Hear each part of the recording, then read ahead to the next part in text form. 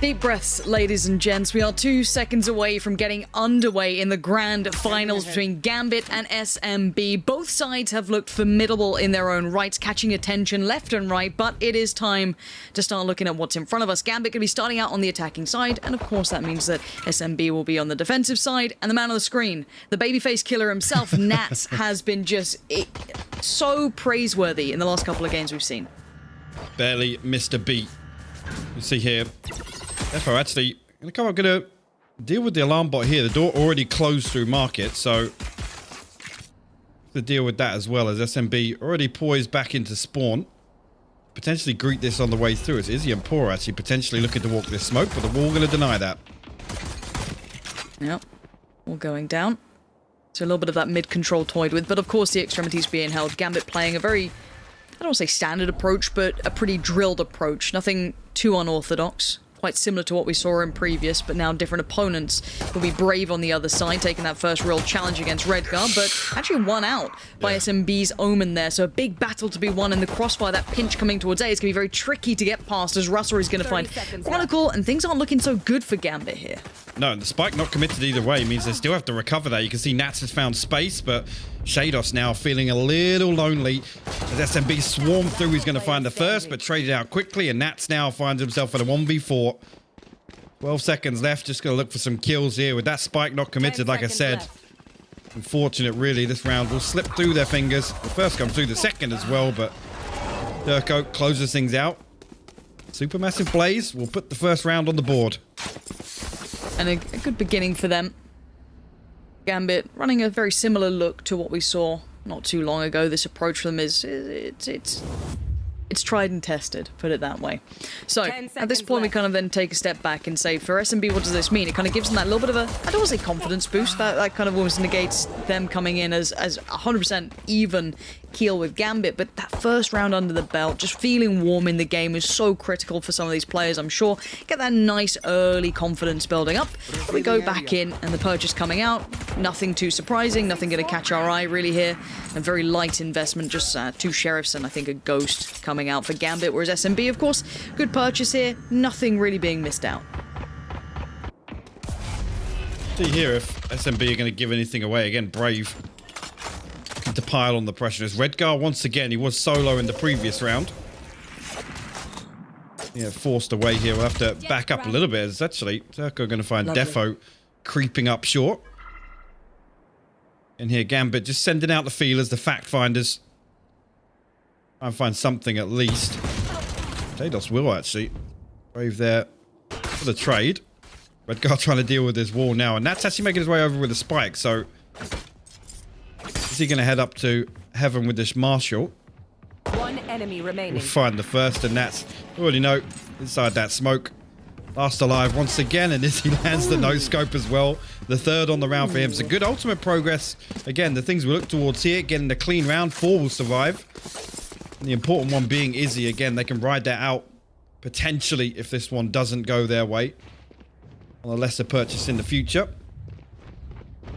Again, without these first 2 round victories, it's GAMBIT kind of trying to get a feel for what for how SMB are going to play here. Again, we talked about this yesterday. GAMBIT don't really have these set plays, right? It's not really these like really well coordinated site hits. It's just about finding information. It's isolating one player, discovering, you know, potentially where the Sentinels or where Brave will be playing.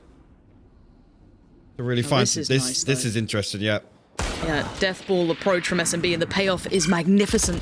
Finding Nats, creating that space, getting that weapon to cipher on through. Keep in mind, we have Spectres galore. The rifle is in Power's hand, so this could be important. Let's see if he gets anything done with this one. Shados has found him, so instantly that's quelled. But you talk about ult progress, there it is. Izzy pops the knives out, and we're already game on. And Redgar sat in spawn. Now, luckily for him, the spike ain't too far away, and he finds Russ trying to just build back through, but Izzy and Turco, this is going to be tricky. They line up! Redgar! He's great for one. The second would be Sublime, but he's not going to get it for free. Turco's going to make him work for it, but Redgar's got an opportunity now.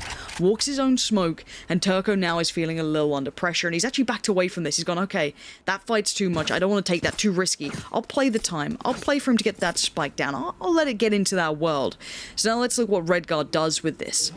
slowly creeping in towards B. Just going to take time, clear every angle. He has no idea that Turco's backed all the way towards A. No clue at all. So he's going to try and limit the access. Has a little look towards CT, no one close enough, so he's going to go for a very, very quick plant. And that gives him maybe a chance to get through towards CT if he wants to be a bit fruity with it. He is actually going to play this aggressive, you're right. And the big thing being, he's got the paranoia, Lauren. Turco could be in trouble here.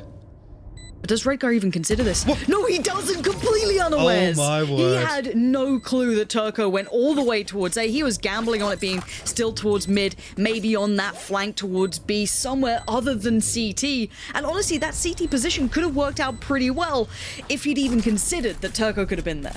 Well, I think you're absolutely right. He could have positioned so there's isolating one angle, right? Right there, he's exposed to both me main and the potential of somebody coming from A. So it's a slight overstep there from Redgar, but wow. I mean, that was close. When they lined up for him in Link, honestly, the damage done, Turco had to respect that. That's why he backs away to get full benefit of that heal. And again, bigger picture, Hypoc. Well, look at the buy now. Look at the economy. They won the bonus. They took away all those rifles. Yeah, it was close, obviously. It came down to one player, but for SMB, you've got to be laughing now. You're loving this. especially with Izzy being able to get the operator online. Again, Bladestorm used, but fine with it being popped prematurely. Look at that, the clack comes through. Defo and Shados will fall. Gambit already at a two-man disadvantage.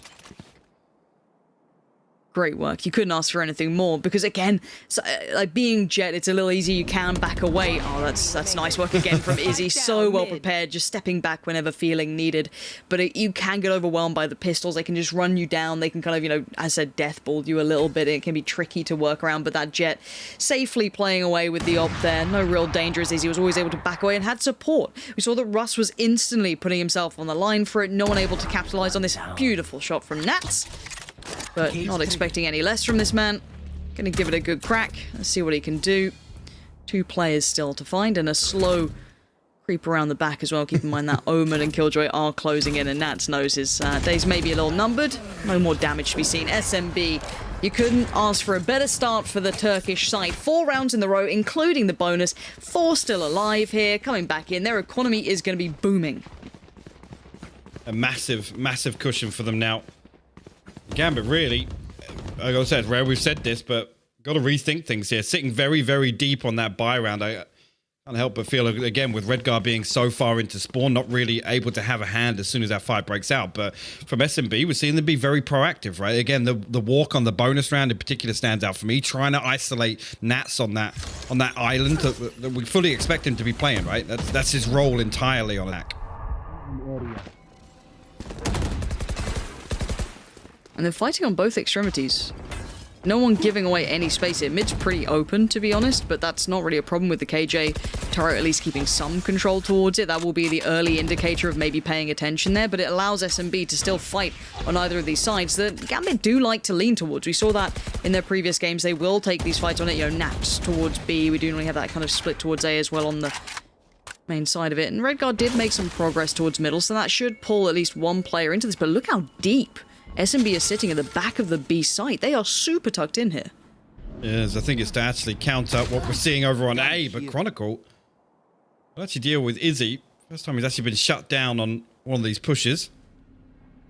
Spike's still not committed though. Shados has actually walked past it, so Gambit's still happy for the next 10-15 seconds or so to sit here, but it's going to be a very late hit. And like you've already said, Lauren, with 2 players committed all the way to back site, that becomes very, very 10 more worrying. seconds.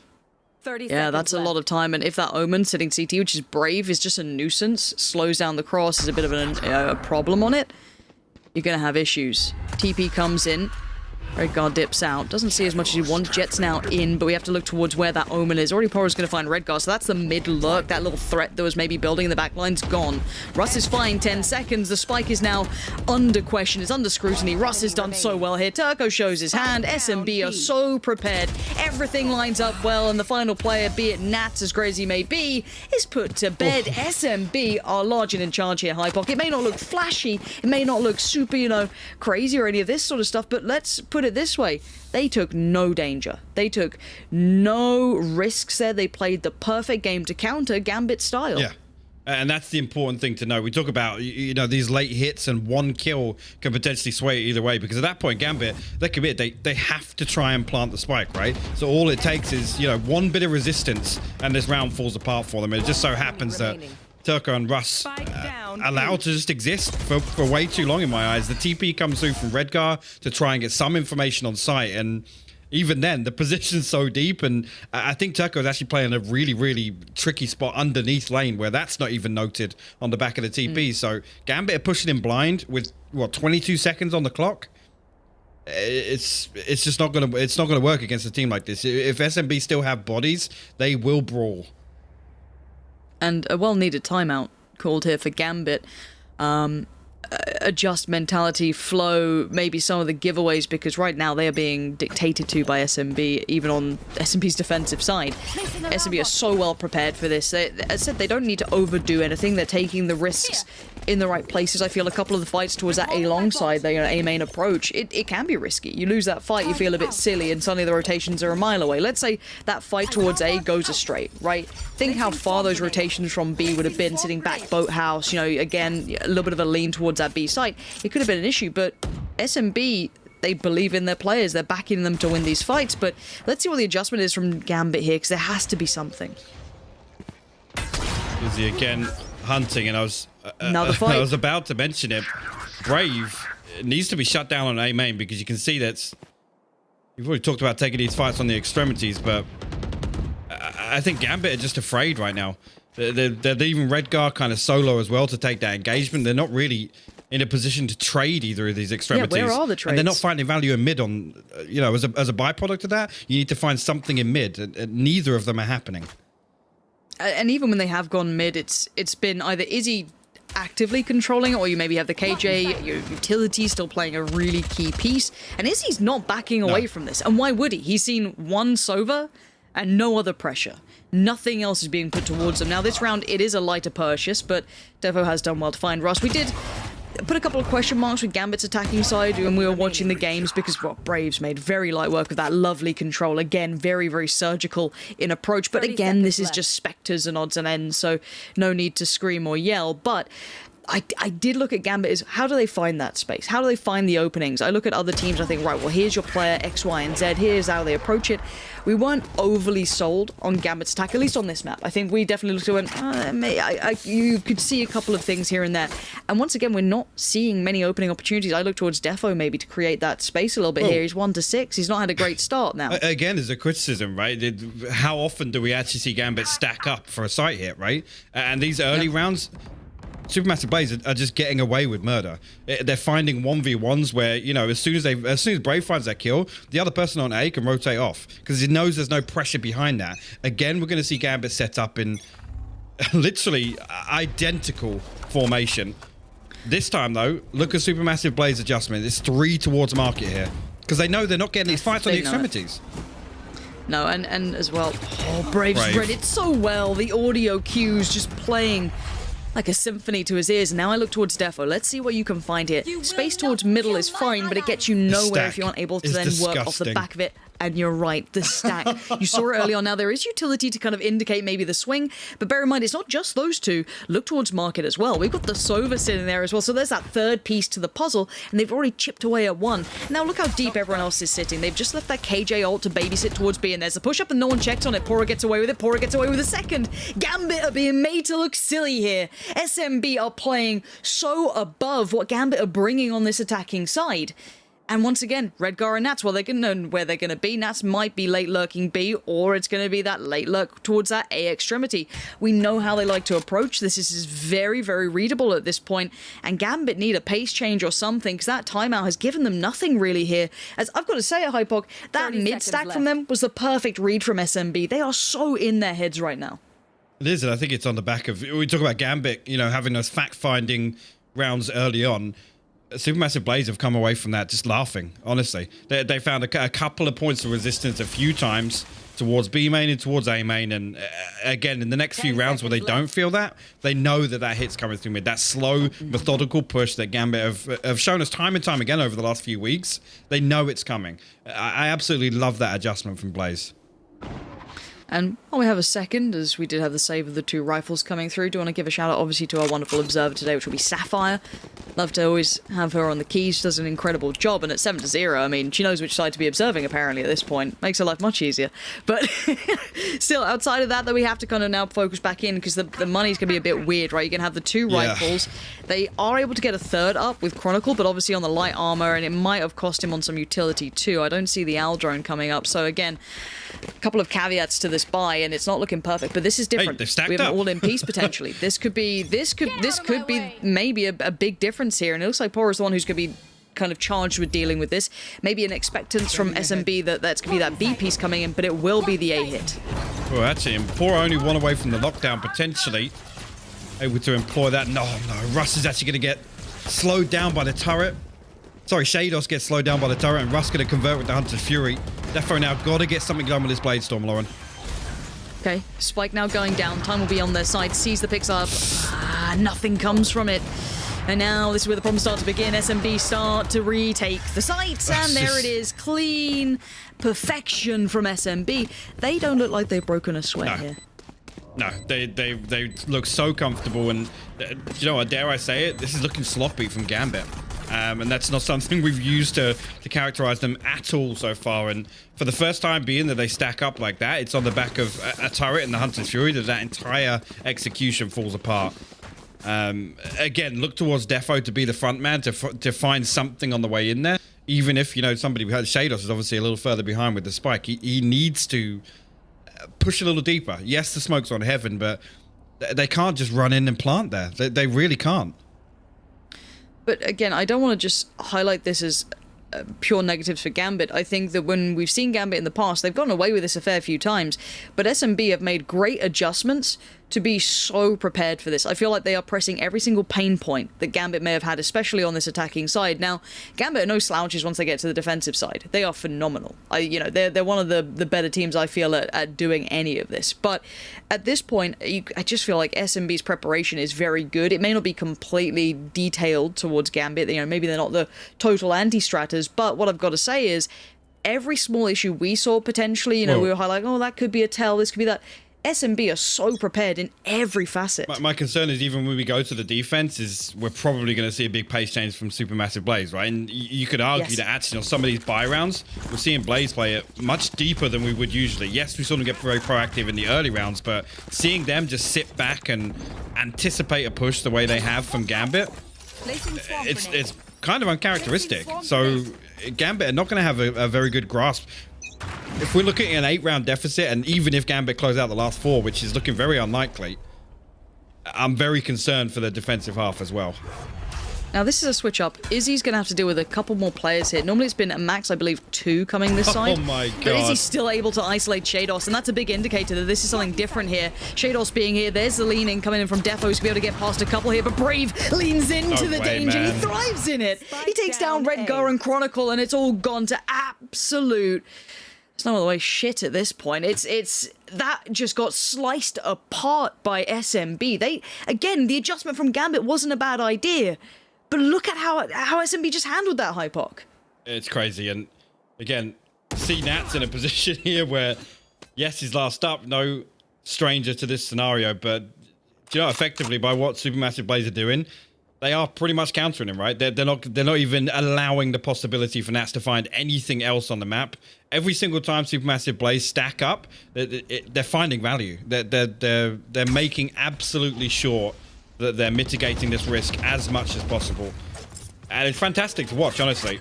Again, because it's not on the back of what we would typically expect from a team from the Turkish region, which is all out aggression. Fighting to the death for mid, or fighting to the death on one of these extremities. It's just on the back of really, really calculated and structured defense. And that's really unable to find much value at the moment. Left. Normally pretty clutch, honestly. The Nats fan club that normally I am a part of, I think Jonas is sending over the care package soon, the t-shirts, the badges, the hats, obviously. He just hasn't had opportunity. His normal role comes online maybe in those late lurks, maybe in those, post plants where he gets to kind of be a little bit more clutch, but they just haven't really been having the presence to even get towards the site. SMB have just denied them the whole step of the way. And do you know what? I'm glad to at least see the timeouts coming in from GAMBIT to try and address this, because the amount of teams who just sit in a deficit and never get anything done. But yeah, I'm glad they called them, but I don't know what the adjustment's going to be. They are finding very few ways forward. It looks like a stack up again, though. Well, that's the thing. I'm not saying anything as, you know, as an adjustment coming out this time. Again, we're going to see him stack up here. Looking like another quick piece, and Defo going to be the one to lead the charge, but Russ going to stop him at the first hurdle. Not even going to get inside. Nat falls as well. Shados as well. Russ on absolute fire right now. This is... this is brutal to watch, Lauren.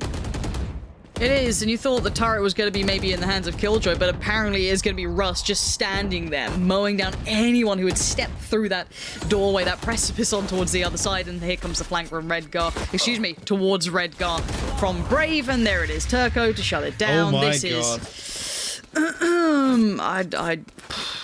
This doesn't seem right. It seems too early to be broadcasting something like this.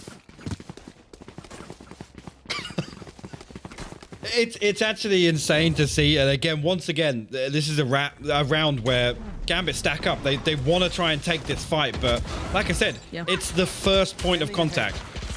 Literally, the first player they encounter, Russ, finds 3 kills before they can even get through the choke point. This is absolutely brutal. Again, at this point, you're almost feeling like, okay, forget it, guys. Ascent's over. Like, whatever we can get done, hope for the best. Izzy again gonna swing through. He's feeling himself. And do you know, last time I got to cast Izzy, I was up against, I think it was CNED, obviously on Ascend. So, you know, those two are kind of pitted against each other in a certain way. But I love the fact that we now get to see him kind of have a little bit more freedom, see what he looks like against that. Because as much as you know, look at those results, see how you kind of feel about it either way. I think that if you're up against CNED, you have to pay him a lot of attention. He becomes a pivotal conversation. Whereas I want to see what Izzy's like against maybe a different Oppa, how he looks. Does he get a bit more aggressive? I like how he plays, though. Super versatile. He's all around the map. He's showing that mid-presence, leans towards sights, not hyper-aggressive. And now Brave going to get forced away from the smoke that he was trying to play towards that little vision he gets underneath. But he's going to re-aggress. Of course he does. Brave is living up to his name on every occasion. And Poor's aim is always good. Always so good. And, well... the last man standing is Nats. Who else but Nats? A 1v4. Yeah. Oy. Cage triggered. This is an absolute slaughter right now. It's a grand final, Hypok.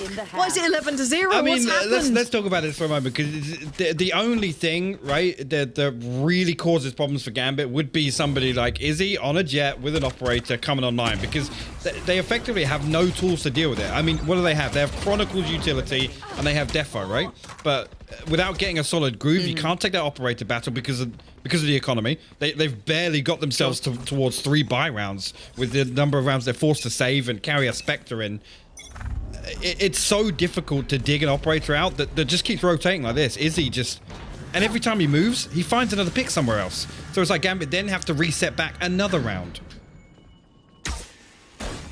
SMB truly at the helm of this. Wall goes up deep as well. Keeps the attention turned off the back of that Spectre. Is Turco who's going to be handling it.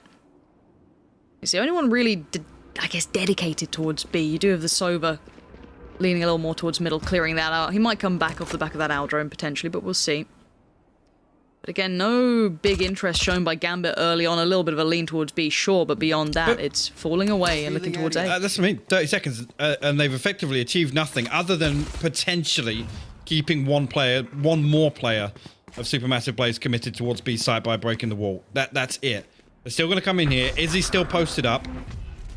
Not even going to get spotted by Redgar's TP, and he finds a pick. Yeah, Izzy just comfortable, and look at the spray. It's going to line up perfectly for Brave. That's 3. Make it a 4th. No, Shados denies. This is just a display of dominance from SMB, from individual to collective. Every single thing for them is just lining up perfectly, and well... and the lockdown, well, of course. Anything else? Cool. Just layer it on. Here comes the lockdown, and there's the double sack towards short, just to make sure he could not leave the site. Defuse will come in, and SMB is real clean, isn't it? I mean, this way, we're going to be out of here by 4 o'clock. This is absolutely insane. And the thing is, again, you talk about coming into this, starting halves is never really ever a discussion. But the way that GAMBIT have attacked against some teams, it's been a concern. And then you come in here and you stare at... We're on match point in the pistol round. Yeah, it's their defensive half, sure. Might need a little, or a couple more rounds. Just a few. But again, we are in best of 5 territory, so the conversation does change. But it's just because it's such a, I guess, resounding scoreline is the only way to put it. So I think that changes the narrative. Yes, it's just one map in a best of 5. It's a long series, that's fine. But I didn't expect 12-0. We go back in. Will it be the clean run for SMB? They have every opportunity to do it. Down to the pistol to 13-0 GAMBIT. Not what I was expecting to say at the start of this matchup. And now SMB's attack is going to be leaning towards that A site. Bit of a pinch and that late lurk or late swing through middle from the Sova, but the double stack towards short is going to get pushed away for now. Cam still being utilized. Izzy's going to cross towards site. Big difference here, leading the charge. The Jet just going to be powering further forward, and the wall goes up, so they can't play back in from short too easily. Can't go one player. He's stacked up outside it. Izzy actually going to set up a crossfire with him as well. The paranoia comes through. Defo's out. The trade's actually going 2 for 2 right now. Russ will respond. It's crazy in short here. There's only one player left. Brave, 50 HP, tagged by the owl drone. GAMBIT might be getting the pistol round on the board. And Chronicle will close things out. Again, still a long way to go. But at least we're not ending here, Lauren. Very true. They can build back a little, maybe get a little bit of pride going. And when you look back on the stats websites, you don't see a 13-0. That would be nice. But I would say, especially between a team like SMB and anyone, really at this point, oh, tactical timeout. Oh, just why not? I mean, the thing is, at 12-1, do you just force buy anyway? Well, does it really matter? And that's that's the question you got to ask yourself. Because again, it comes into like those unforced errors where, even beyond that, if SMB has one player of a good round, and I look at that roster and I think, yeah, every single one of them could have one good round. It's kind of hard to do it when you have to be perfect. But I have casted comebacks like this. I just don't know if I'm in that much. You know, I'm not leaning that heavily towards my copium reserves yet. I just keep telling myself it's a best of 5, you know. We're not going to have one-sided games the whole day. I can't wait to see the death segment. There's lots to take away from this. True. Have fun with that. Lothar, Kukuka, obviously. Both enjoy breaking that down. Now, 12-1 though. Right. Going back in. Spectre's out. Light armor. It's all in. Why not? You're on a very even by excluding that one rifle and a little bit of armor. Here we go. Another bite of the cherry for GAMBIT to try and just make a respectable scoreline out of this. Yeah, and again, yes, it's best of 5, but I think at this point we're talking about consolations outside of damage control, and actually SMB stacked up as 4, and it's only Chronicle to hold down B site. He's going to drone here. He could get pushed upon very quickly. No dash actually coming through from Izzy. They will back up. Again, not full information gathered on the back of the owl drone, but Supermassive Blades, I feel like a little bit of mind games here. And they're anticipating GAMBIT to be proactive. They need to be the ones in the driving seat here on the defense and take these rounds into their own hands. Keep your mind towards where Shados is playing. He is the one with the rifle.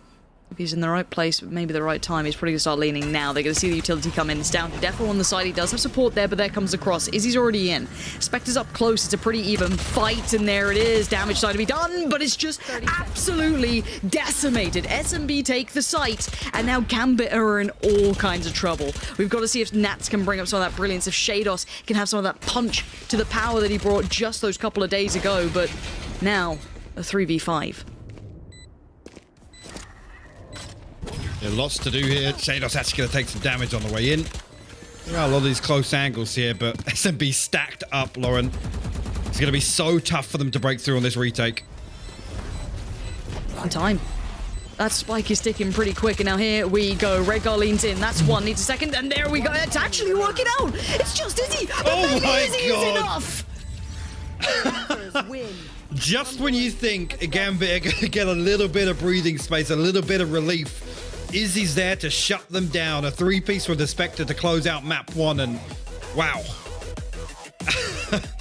That's certainly not how I expected. Guys have been fantastic up until this point, but they had nothing compared to SMB. Yeah, readable's one thing, but again, in terms of the value that Supermassive Blades are finding on these kind of just flexing back and forth, the gambles on either side really paid off for them. But looks like actually Blaze are going to try and start off very quickly here in the pistol round. Lots of presence shown towards mid. Initially, Chronicle will be noted on the back of that boombot, but no progress just yet. Blaze are going to have to wait out this Toxin so they can push through. Yeah, Chronicle being kind of pressured from afar, kept very much to attention on this. And we do get to see Gambit playing on the defensive side at least. They get to kind of try and maybe state their value on this half, but SMB on the attack. They still strike fear into my heart, let alone the opponents. Defo was joining him towards vents there, but they're both going to peel away from this. It looks like Defo's going the long way around, maybe feeling this will end up being that piece towards B, but Shados has it in hand for now. Izzy's gone down, and now Nat's next line of defense going to fall back a little bit there, play a little bit safer. Maybe feeling that pressure starting to mount, as he is going to be a little isolated, but he does have the support through CT. I was going to say, Shados actually got to be careful, because Oh, the Aura flash. coming through will The find pinch. two.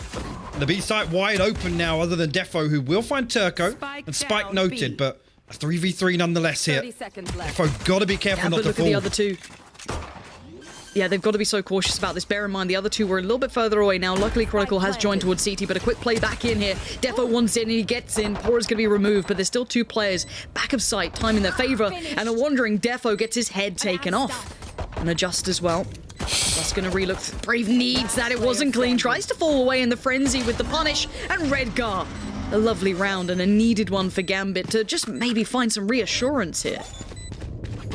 Oh, that's the first tick in the box. Gambit get on the board, and again, a different talking point traditionally, I guess, is them starting on the defense here, hoping they can at least claw back some confidence, right?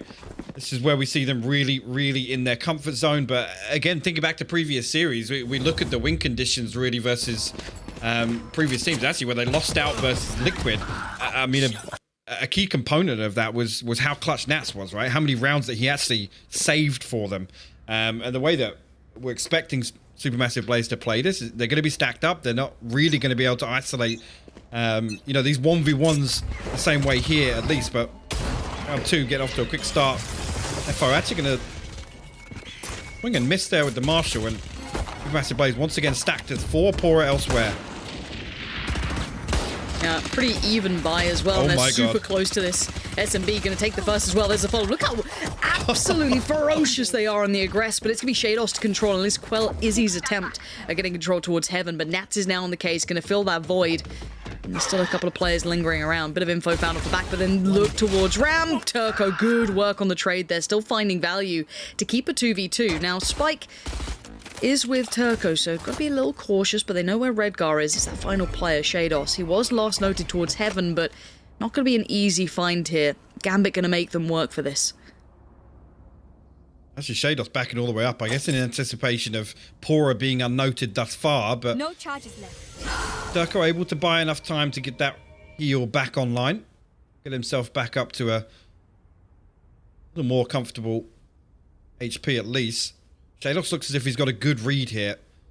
30 seconds left. With 30 seconds remaining. Oh, two flashes too. This could be... Can't go down on B. Actually, it's going to be noted there. Redgar should be coming through on the rotate. Might just wait for the confirmation, but Shados got to stay alive. He was actually going to find a third. 50 HP. Turco now faced with a 1v2 scenario. Not going to be a comfy one. Still one flash on Shados too. Shados could use it just to simply clear. Checks for that close corner. No one's there, so now kind of clearing by process of elimination. As Turco tries to find one on the play back in. Going to look for Shados first. Gets him. Heal comes in. He's got himself No a little way, bit better Turco. situated. Oh, Turco somehow slicing them into just manageable pieces, and they've turned it.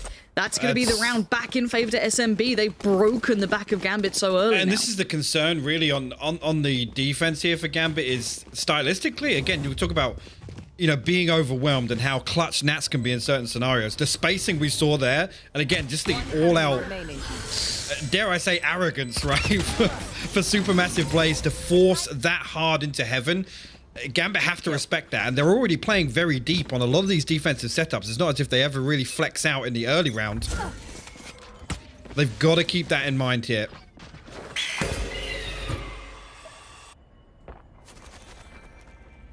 And now the impact of that previous round, you can see the money now depleted from Gambit, unable to get that build going. Nice peek there for Nats. Big information, but gonna lose his life for it. Not able to fall away completely. Still wanted to stick around, and the damage done just simply isn't enough to warrant this. Shados having to just respect that the site is now SMB's. You can't take these fights, and we're left down to odds and ends. The back of the cupboard, the planted. questionable tin of beans that you're not sure if it's beans, it's lost the label, Hypoc. No one knows what it is anymore. There's something in there. That's for sure. It could be pineapple chunks for all you know. There's Chronicle now. Last man standing. Just a matter of time before SMB on the hunt. We'll find the first, actually, but is he stacked up for the trade? And Supermassive Blaze go one ahead. Obviously, Gambit going to be able to purchase into this next round. Again, I think is it majority Spectre is going to be carried through? Again, we'll have to see what repurchase comes from SMB. Yeah, but imagine a bonus round if this gets converted. How nasty is this bonus now for SMB? It almost delays it, right? They're just going to be ripping away the money straight away. I mean, if it flips the timeline completely here, and Defo's actually throwing the operator in the mix. So you're right, this could be a full reset and an opportunity again to convert with lesser weapons. Defo, he was looking at the minimap there or what, but not even reacting to the first player crossing. And again, Supermassive Blaze gonna try and pressure the way onto B. Defo.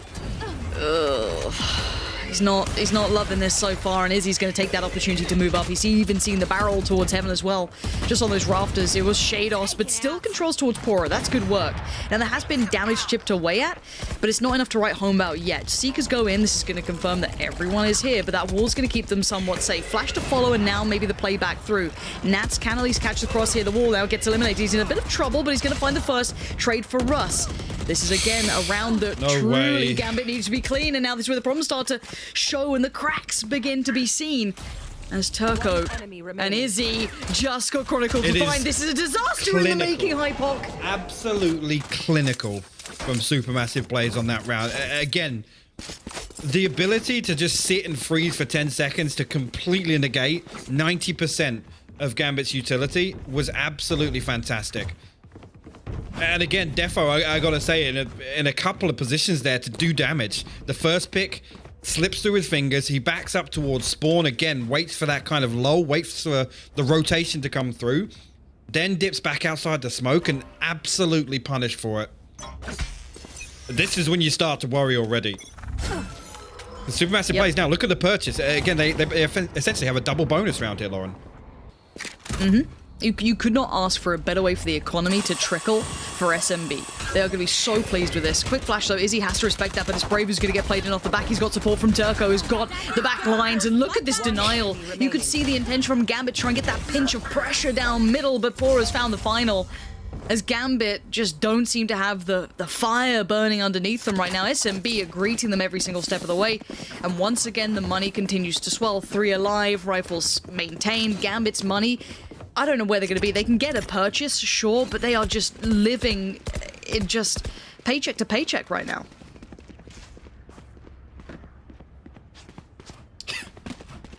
I'm very concerned as to what Gambit really can do here on the defense, because this pace is something they're not used to really dealing with. And again, Supermassive Blaze willing to go a little deeper than maybe traditional teams.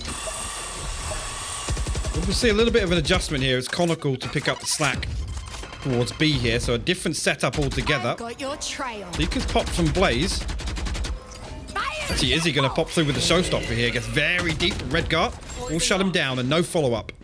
4 players. 4 players from Gambit are on this site. Every other piece of utility is just dedicated towards A to try and help out the one player on his own, which will be Nats, but they're going to try and maybe dismantle the stack by moving away from that B piece, which they've been able to do so. They could technically reaggress towards B at one point if they fancy it, but for now it looks like mid is that next kind of piece of attention. In the way will be Pora looking to maybe crack in towards heaven, but Defo, he's had a bit of a shaky one so far after that hit towards B, but that's going to make up for it. Good catch towards Pora, now reads the play, goes back in, gets the tag, not the frag, and has to fall off from this one, but he does get his ult coming around, so still got a chance for this, but you can see SMB just testing every potential pain point that could be shown on Gambit. Lots of utility invested here, and again, Nats has got his setup, but it's going to be 30 seconds left. pretty much avoided here by Supermassive Blaze because they're all stacked up in heaven, and Shadows I know. actually strung through the smoke and punished for that. The wall goes up, Defo sealed out. Yeah, but time, 15 seconds. There could still be a problem here with Redguard finding Russ and Nat still alive at the back of the site. This isn't going to be an easy round. And there's the catch on the cross. Turco gets caught in the end. And finally, Gambit stops the rot. It was a long time for them to get control of this, but maybe just the stack in the right place for the right time. They were finally reading the intention very well from SMB, but that still felt on a knife's edge. It indeed, and again, it's so difficult. Again, you know, actually on the other side of the coin from what we've talked about, Nats being able to stay on site for this long, it's so difficult to dig him out of that spot. Again, there's so many other layers to the Gambit defense where essentially he always has the last say. But again, just an opportunity here, really. SMB to reset their economy. Defo actually this time will open things up. Sados walking mid as well. Looks like Gambit actually want to have a say in these early rounds now. It's the first time we've really seen them be decisive, Lauren.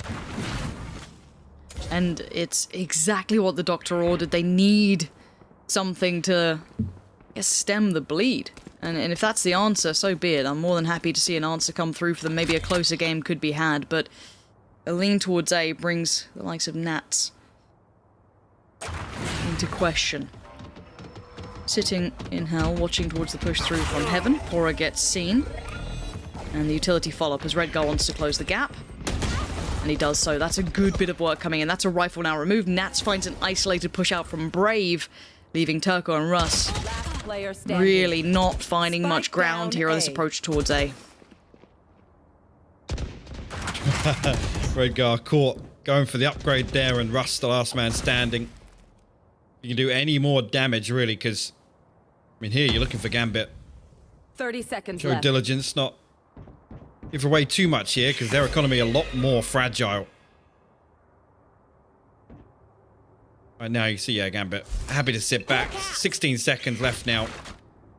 Not giving anything away to Russ. Other than that, just a little check, just to see if he's still there, still present. Actually, I mean, looking back, was it 2 rounds ago? Everything in terms of the ultimates was available for Supermassive Blaze, and they've churned through everything. I think they still have a comfortable purchase in hand here with the buffer they had built up. Gambit bring it within 1 round. They're just about reaching, I guess, their full ultimate cycle now. But how repeatable is that? The early round there, Defo getting the pick, which is something, again, we talk about. He's been in positions really to find value with the operator time and time again. And they've slipped through his fingers, Lauren. And really, if you're taking that much risk, on the other side of that, Supermassive Blaze have been so good at punishing it. Trying to find out if he can still find this impact. And a quick mid show of presence coming out from SMB. Redguard this time to be playing towards vents. It is Izzy who's quite up close, and there's a couple more towards the bottom of mid, so that lean from Pora towards A, but it'll be Defo to beat him if they do, so at this point, SMB, maybe an adjustment of pacing, it feels like, maybe trying to get the lay of the land. It's early intention, but no big push behind it yet. Shot from Redguard to open things up, though, and no res available. And Supermassive Blaze will play this out as 4. Redguard again. This is it. Gambit looking to get a little aggy here in mid, at least to contest this presence early on. Nats now on the ropes. Going to shut Pora down. It will slip out now with a 2-man advantage. See the adjustment here from Gambit. Happy to sit a little deeper, and this is on the back of really Viper's Pit giving them some comfort on B site. Redgar now on the back of the flash, going to get the information, but very daring to go into astral form there. Shados luckily bails them out, and Redgar will close things out. All tied up, 4 apiece here, and I think the first time we're going to see Supermassive Blaze really have to consider their purchase here. Yeah, the economy is going to be finally worked away at. Broken after that great run, but credit to Shados there for saving the life of Redgar in that. That was just fortuitous timing for him to come around and catch it just as they started to push. But let's look at how this is run now. 3 on the trot here. And I have been critical of Defo in the past, but it looks like he's found a little bit of footing here as well. He's been able to maintain and control a fair amount. I want to see if he can keep that up.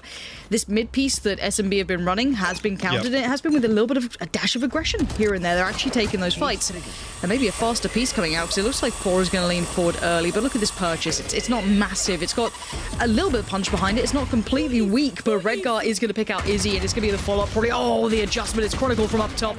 Good shutdown so far for Gambit. And Turco tucked in the corner, and Defo's got him. Clean enough, Redgar. Yes, will lose life, but perfectly fine. No threats found yet. This is a good road to recovery for Gambit. Thing is now is, do we see Gambit explore more of these possibilities? And you could argue it's a little uncharacteristic, but something like Defo is absolutely pivotal to achieving that. And if he can just kind of rotate, similar to what we saw on map 1, right, with Izzy, just keep Supermassive Blaze guessing. The problem being, Supermassive Blaze, they don't spread thin. It's only really Pora that's out on an island. It's rare you get the opportunity to isolate Pora in any scenario.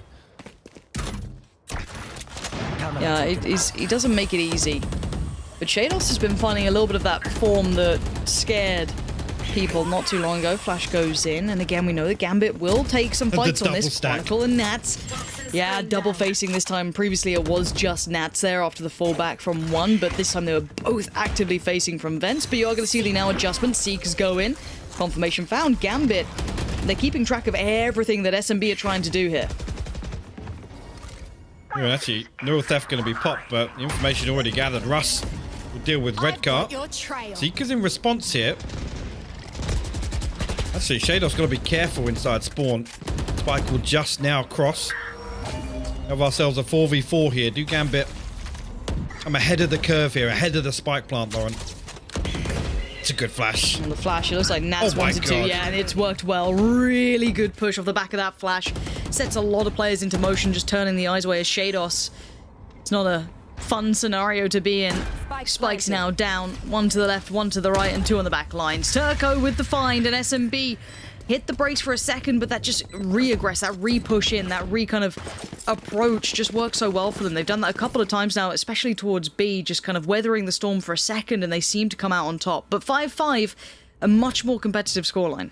Indeed, and we're seeing Gambit really not even isolate 1v1s, it's kind of like baiting in, that double stacking. Rope was on the back of Nats previously playing a similar position, right? It's almost daring Supermassive Blaze to continue peaking, continue being aggressive.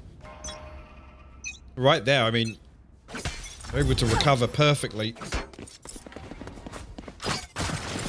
Again, this time actually nothing shown towards mid.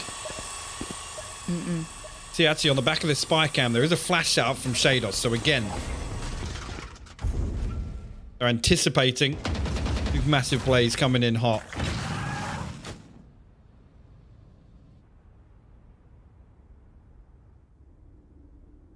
There's the flash, and you can probably see the setup here.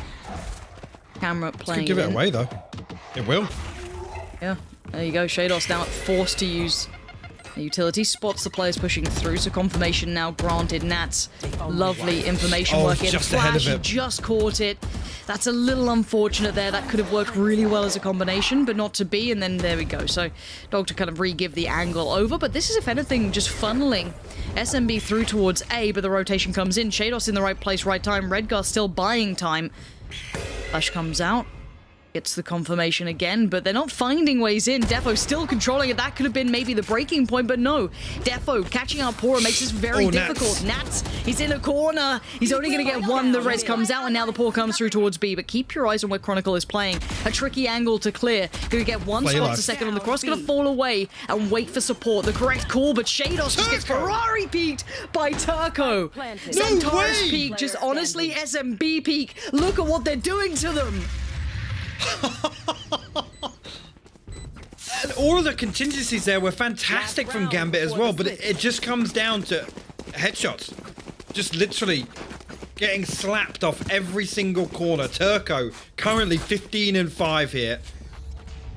And I gotta say, it's single-handedly flipping that round on its head.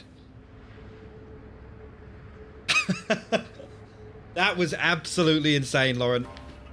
We're coming into round 12 now. Defo will be able to get that operator online. Viper's Pit available. Red guy has his ultimate too. Other side, Izzy one away from the showstopper, so big tool available. Supermassive blaze here. Again, they're going to force their way into Mail. And it's much quicker this time, Lauren.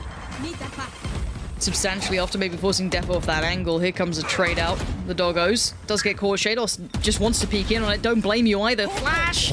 Oh, just about keeps his life. I thought he might have lost it there, but he will manage to maintain. Now, they have lost that player, but they've taken, I guess, mid-control. It's not the ideal exchange, but look how many players are leaning towards this B site. It is once again just Nats left to his own devices towards A. Has the support of utility, sure, but man, he's feeling a little on an island, but they are actually going to go towards the ultimate here. Terrible here. Chronicle still has one snake bite. He's going to have lots to deal with here. He's going to spot the first, the second as well. The third for Chronicle. Just one man left. Russ here. And Chronicle's going to look to swing through. He's going to... They passed. They crossed each other. Oh, my God. Oh. For a moment there, I didn't think Chronicle was going to check his back, but we'll close things out with a lovely piece inside the ultimate, but all tied up here, Lauren. That's... as far away from map 1 as we could possibly be. Now, that was GAMBIT starting on the defending side. They recovered after a big turn from SMB, but this is lovely from Chronicle. I could watch that all day long. Very well controlled, and that final one was quite the surprise. It did work forward, and then they just cross each other. How unique, to put it that way. At 6-6, though, we now get to see how things look on the other turn of things. Gambit's attacking side worried me last time, but I don't worry as much, at least on split, but we'll see if my worries are in the wrong place or not. But here we go, Gambit coming in on the attacking side now, SMB on the defensive side, tied up at 6-6, and mid-control seems to be the early consideration from Gambit. You hear if they can really find any value on the way through. It's going to be the trap wire in ropes to give away any push coming through, and we'll deal with it. Sapora now on red alert. See, actually his spy camp set up over towards Mail, Lauren. Now that's interesting because it's spreading his utility across the map to be a factor on either site here. And actually Pora going to walk through. Defo still lingering inside ropes. Turco's in danger. Hearing at least 2 cross. Tags on 1. Does take Shados with him, but the trade comes out, and that flash is excellent. Russ is just setting this in motion. Another spotted. Defo completely blind, but he fights out from it. Russ has gone down, and Chronicle's got his back. It's all on Brave's hands, and this is not looking likely, but maybe a quick kill could alleviate that stress. No, Defo's got him, and Gambit start as they mean to go on. First round in the second half.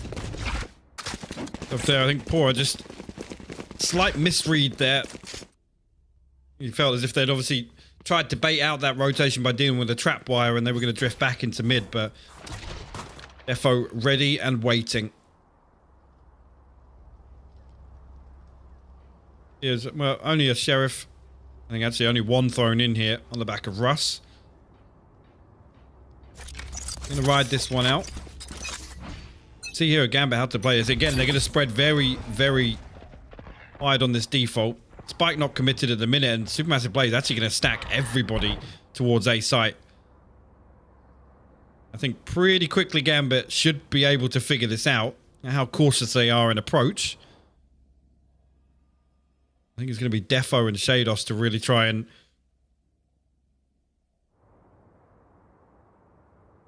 let's dip their toes, see if anything responds in heaven this time around. But elsewhere, I mean, look at Chronicle. He's just been sat outside big man. He's not even gone towards the orb yet. Got that wall to kind of split off. And Nats will spot 1 player. The only damage done so far. The rest of the stack unnoted as of yet.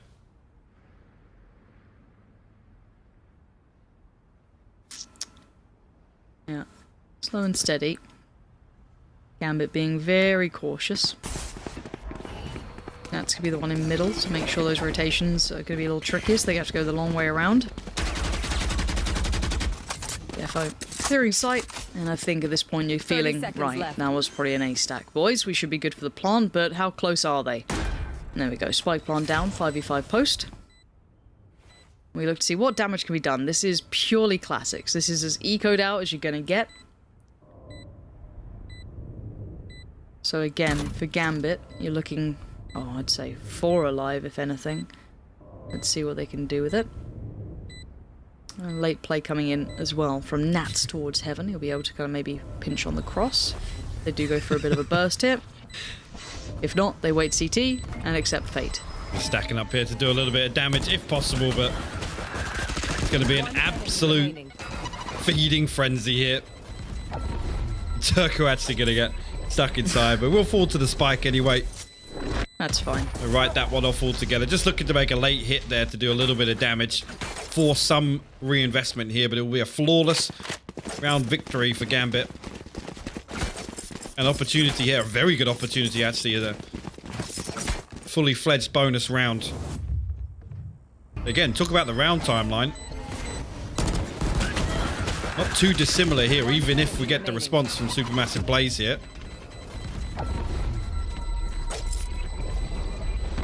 They've got to keep this up. Again, I don't expect Supermassive Blaze to be playing every round like that, particularly on the buy rounds. See here now, actually a much quicker piece from Gambit here towards A. Russ has to have seen that. Just put the dog down. Finds Defo. He knows there's more as well. The quick flash in case anyone had made it closer, but no one's there. The wall's still towards Heaven as well. So Izzy knows there's someone close, but unfortunate.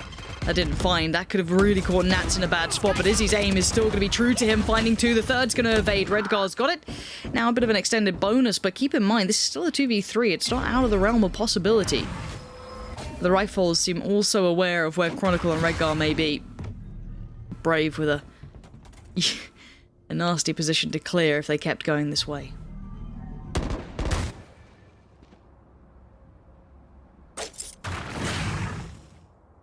Here again, the secondary objective really just to make this costly. And Redgar actually finding Brave will do just that. Russ there to clean things up, but 3 kills, so again, you got to give it to Gambit there, at least on that round. I don't think, actually considering the damage done, I know Turco and Russ both took damage, right? Turco ended up healing Russ, so it's going to force the armor repurchase as well, which on a round like that does make things, it has a knock-on effect. Makes things very different. Even though they do come out with the win. Yeah, well, it's only 1 Spectre actually, so a couple of light armors dotted across utility-wise. Struggling though, actually. Looking at the important pieces, the wall online for Turco though. Oh, Defo! Oh, Brave. Actually, yeah, look at that push-up. Defo just hounded him down. He was following off the back of the utility, invested towards that, and I love to see utility capitalized on. Great work from Defo there. Brave's gonna feel punished for that. And now they can hit the brakes for a second, reconsider their approach if they want to. That player advantage is massive at this point. I think that wall went down a little late, so probably another 15 seconds or so on it. But you can see already Nats and Chronicle going to stack up behind it, and there's nobody else on A's site. Supermassive Blaze look to retake mid here, and Defo still ready and waiting. He's going to find another, actually. 3rd on the round for him, and 2 remain as the spike makes its way over towards A.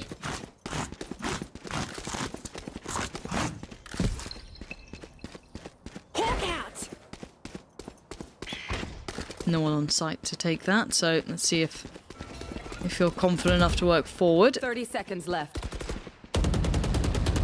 There we go. So Spike should be going down.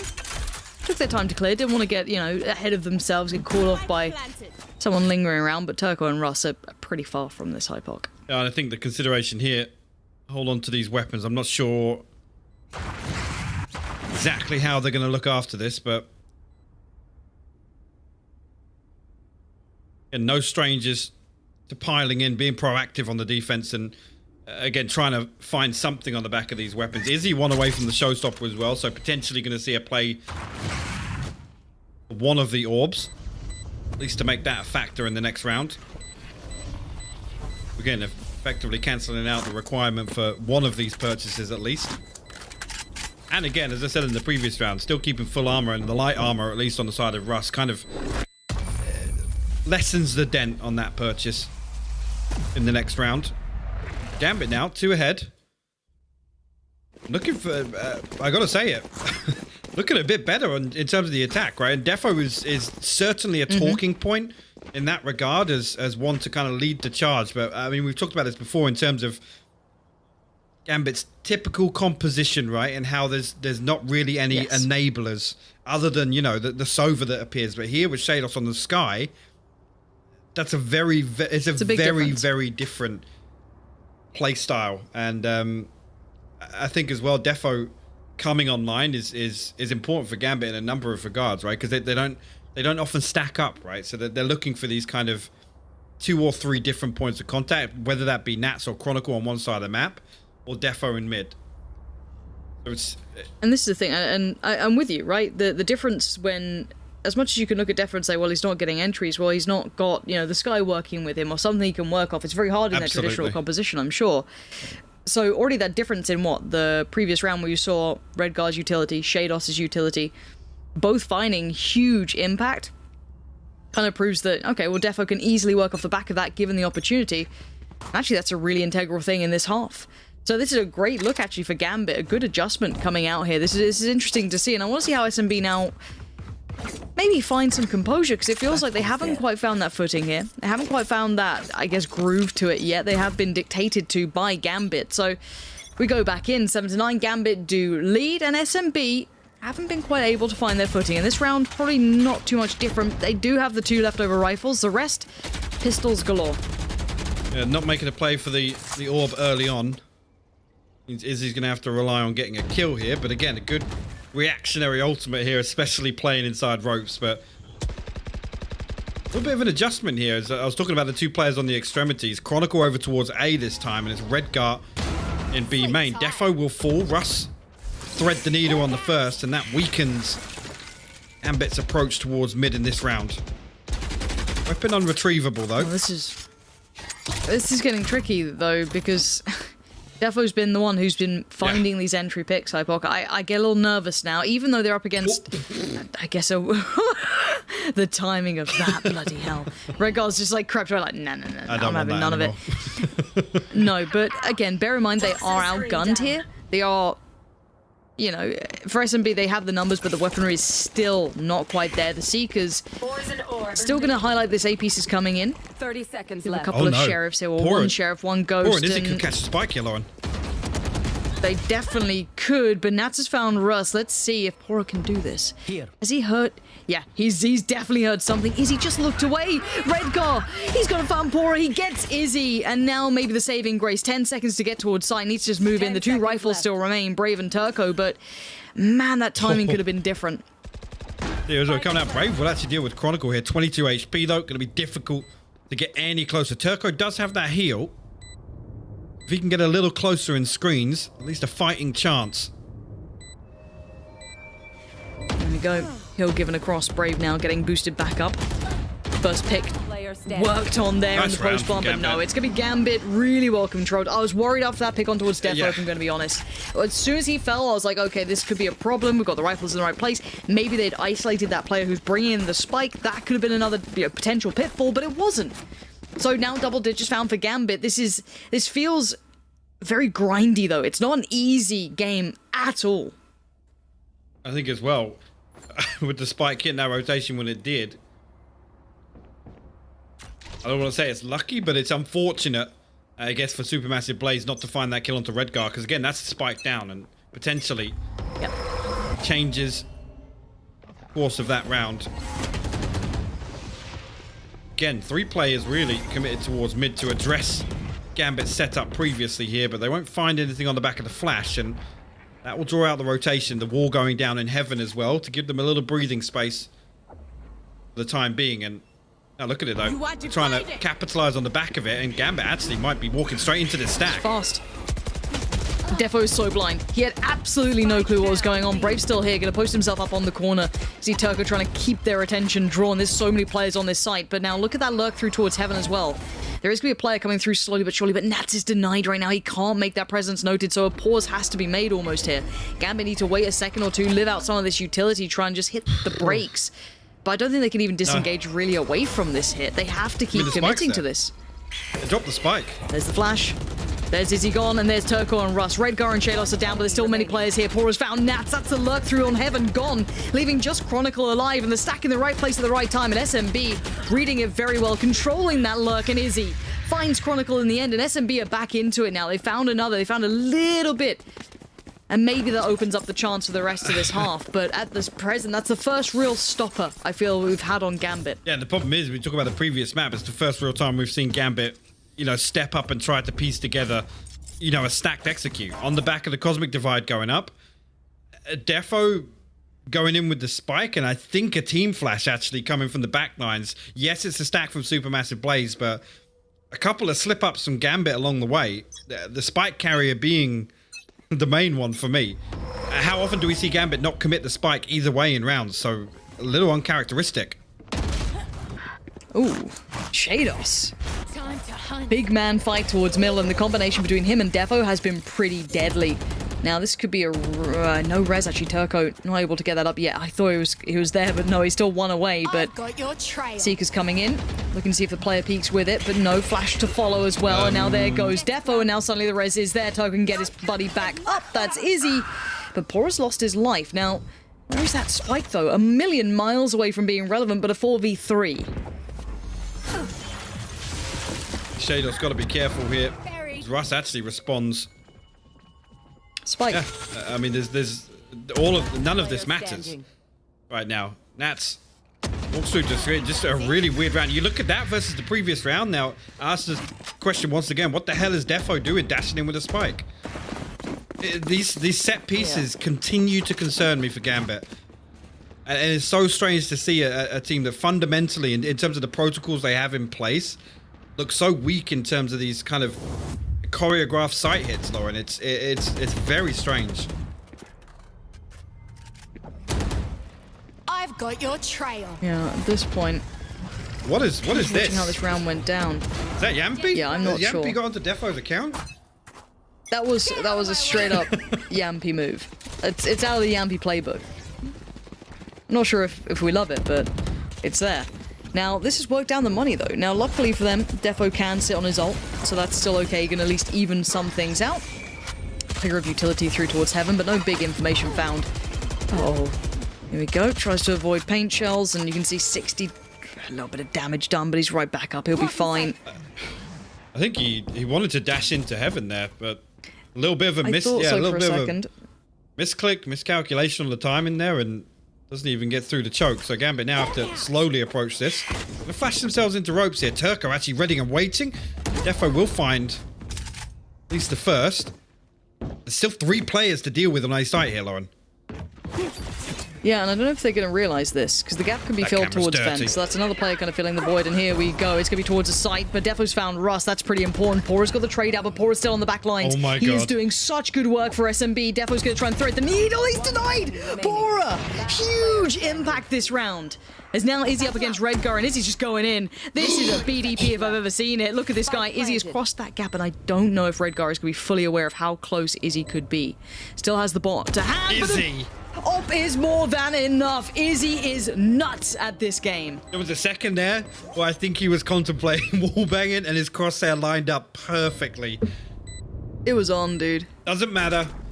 Still closes things out, and I gotta say it. Much better approach there from GAMBIT. Again, seeing the spike not committed, Defo able to at least, you know, be able to spearhead that attack, but a little bit of a slip up there in terms of the ability usage slows things down. I think GAMBIT had a window of opportunity that closed very quickly, and when they have to slowly, you know, wait for that heal to come through, then re-explore ropes, then re-explore all of heaven, it gives Supermassive Blaze so much time to just kind of sit there and go, okay, well, you know, you're burning up utility, we'll wait for the hit to come through. I've got to say as well, I'm used to CIS AWPers being pretty good, but man, Turkey has some very good AWPers as well. You think CNED, Izzy, all this talent. Pretty sick. This point Defo though, speaking of CIS, AWPers going to be on the rifle this time around. And it looks like Redcar's getting a lot of room to work out here. There's still the player waiting patiently on the other side, that being Pora, who was instrumental in the previous round. This time actually adjusts well enough to claim Redcar at least, but it's Chronicle and Shados. Huge power on this site take. Spike's on the way in the hands safely of Nats. And where is Izzy and Russ in this? I know exactly where you are. Seth going to come out, give away this information. At least Shados will face Izzy once again. That's a scary prospect in itself.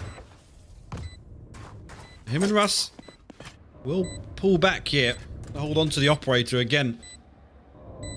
Getting into dangerous territory in terms of the round score now, and that economy becoming crucial. I think here, looking at the ultimates again, is he not... Still a spy cam in place over on A. You will see Gambit actually potentially coming to pile on the pressure here. Maybe look to punish this save, but I think Izzy and Russ going to be able to hold on, at least play distance enough here. But Gambit go to 11 to see what the purchase looks like here, because it's Neural Theft and the Cosmic Drive. Russ one away from the Seekers here, so an opportunity to maybe pile on the pressure if they can find a first blood here. It's going to be Gambit. Pump the brakes a little, call attack timeout. Again, I'm liking what I've seen from that previous round with that kind of coordinated hit towards A. A little better in terms of the adjustment, or the adaptation, I should say, in terms of who was carrying the spike, but yes, it just still feels shaky. Again, that round there, the B site hit, yes, clean, but it comes down to I gotta say it, just somebody being in a weird spot where they find 2 kills. I'm talking about Chronicle and then Shados with a great counter peak, right? It's not on the back of really coordinated utility investment. And the thing is, if on those rounds where Supermassive Blaze are able to just, you know, switch up and gamble one side or the other, I feel like Gambit are losing out on those sorts of rounds. No, and I'm with you. Again, if we look at the way this has gone, those 3 rounds on the trot that SMB pulled off clearly left an impression, even though this is obviously the answer back. You look at repeatable success, and as you said, a couple of those positions working out very well, but maybe they want more. Here. I don't know. This is a nice spot. An easier answer to things. I don't know if they're going to find an easier answer necessarily, but maybe a more straightforward one, maybe a little bit more regimented in approach. But at this point, That goes there. Spike's all the way back. Let's see if it ever leaves there. Like Gambit and making things easy for themselves. How many times do we see it come down to somebody bailing them out, or Nats finding 4 kills or something out of nowhere when he's the last man up? So that would be the biggest of adjustments, right? Gambit starting to make things easy for themselves. Because again, actually, if they start winning those sorts of rounds, Lauren, it's... Again, it becomes even more terrifying, right? As a concept for this team. I'm with you. Now, they have lost mid-control here. You can see Pora now having to pay a great deal of attention towards vents because they noted that sky flash that came through, now going to draw them back. But it's Russ. And SMB looking late round. It's Nats on the other side. He had the hand off the keyboard for a second there, but it's going to be right back on. And now timing is everything. The gun barrel shows, and he's got support. Nats and Redgar doing well to control the aggressive play out towards B. Well, actually, Nat's going to find one on Russ as well. Somehow, it's worked out so perfectly for Nats in this.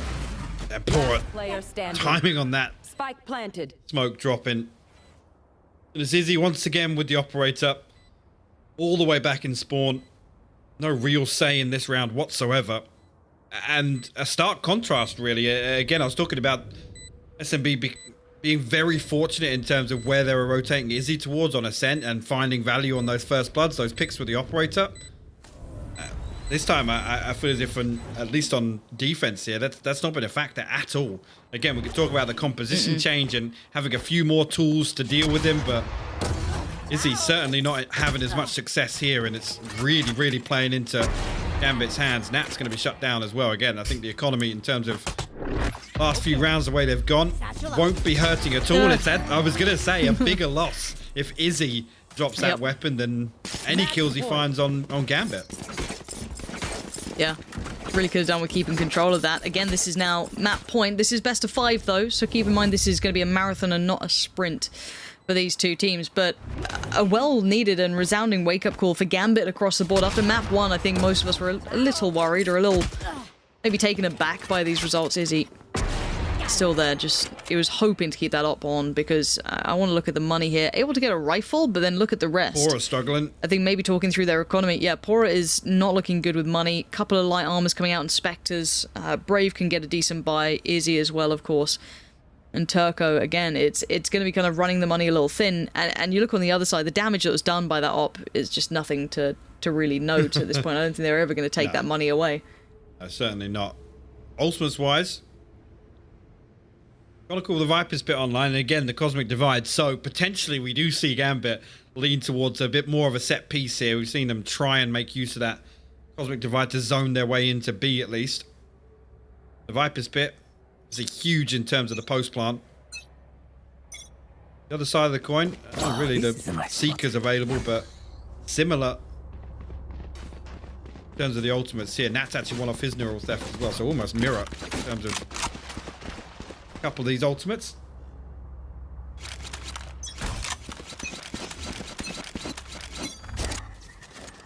We go again.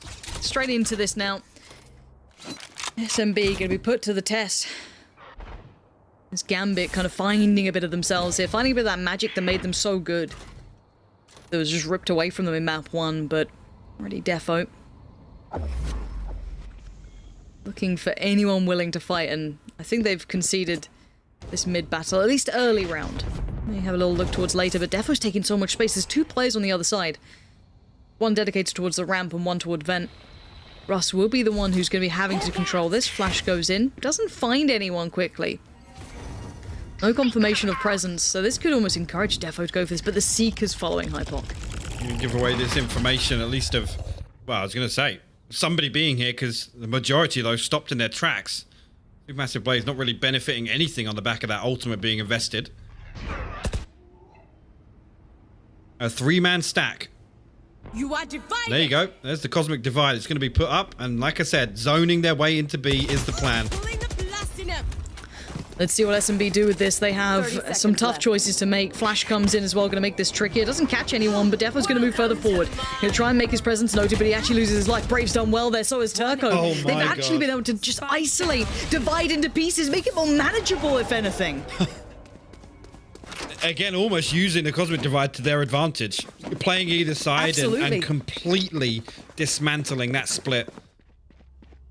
Again, it gives them a barrier. It's almost a safety net to split these angles either side of it. And I mean, we talked about the economy looking flush for the previous. Defo's on a Spectre here. Redgar 2. Okay, it's 11 to 12. I really thought that was going to be the one. I thought that was going to be across the line for Gambit, and away we go into the third, looking towards Bind, but no. SMB refusing to let this one slip, even though they've been maybe a little quieter than their more dominant maps.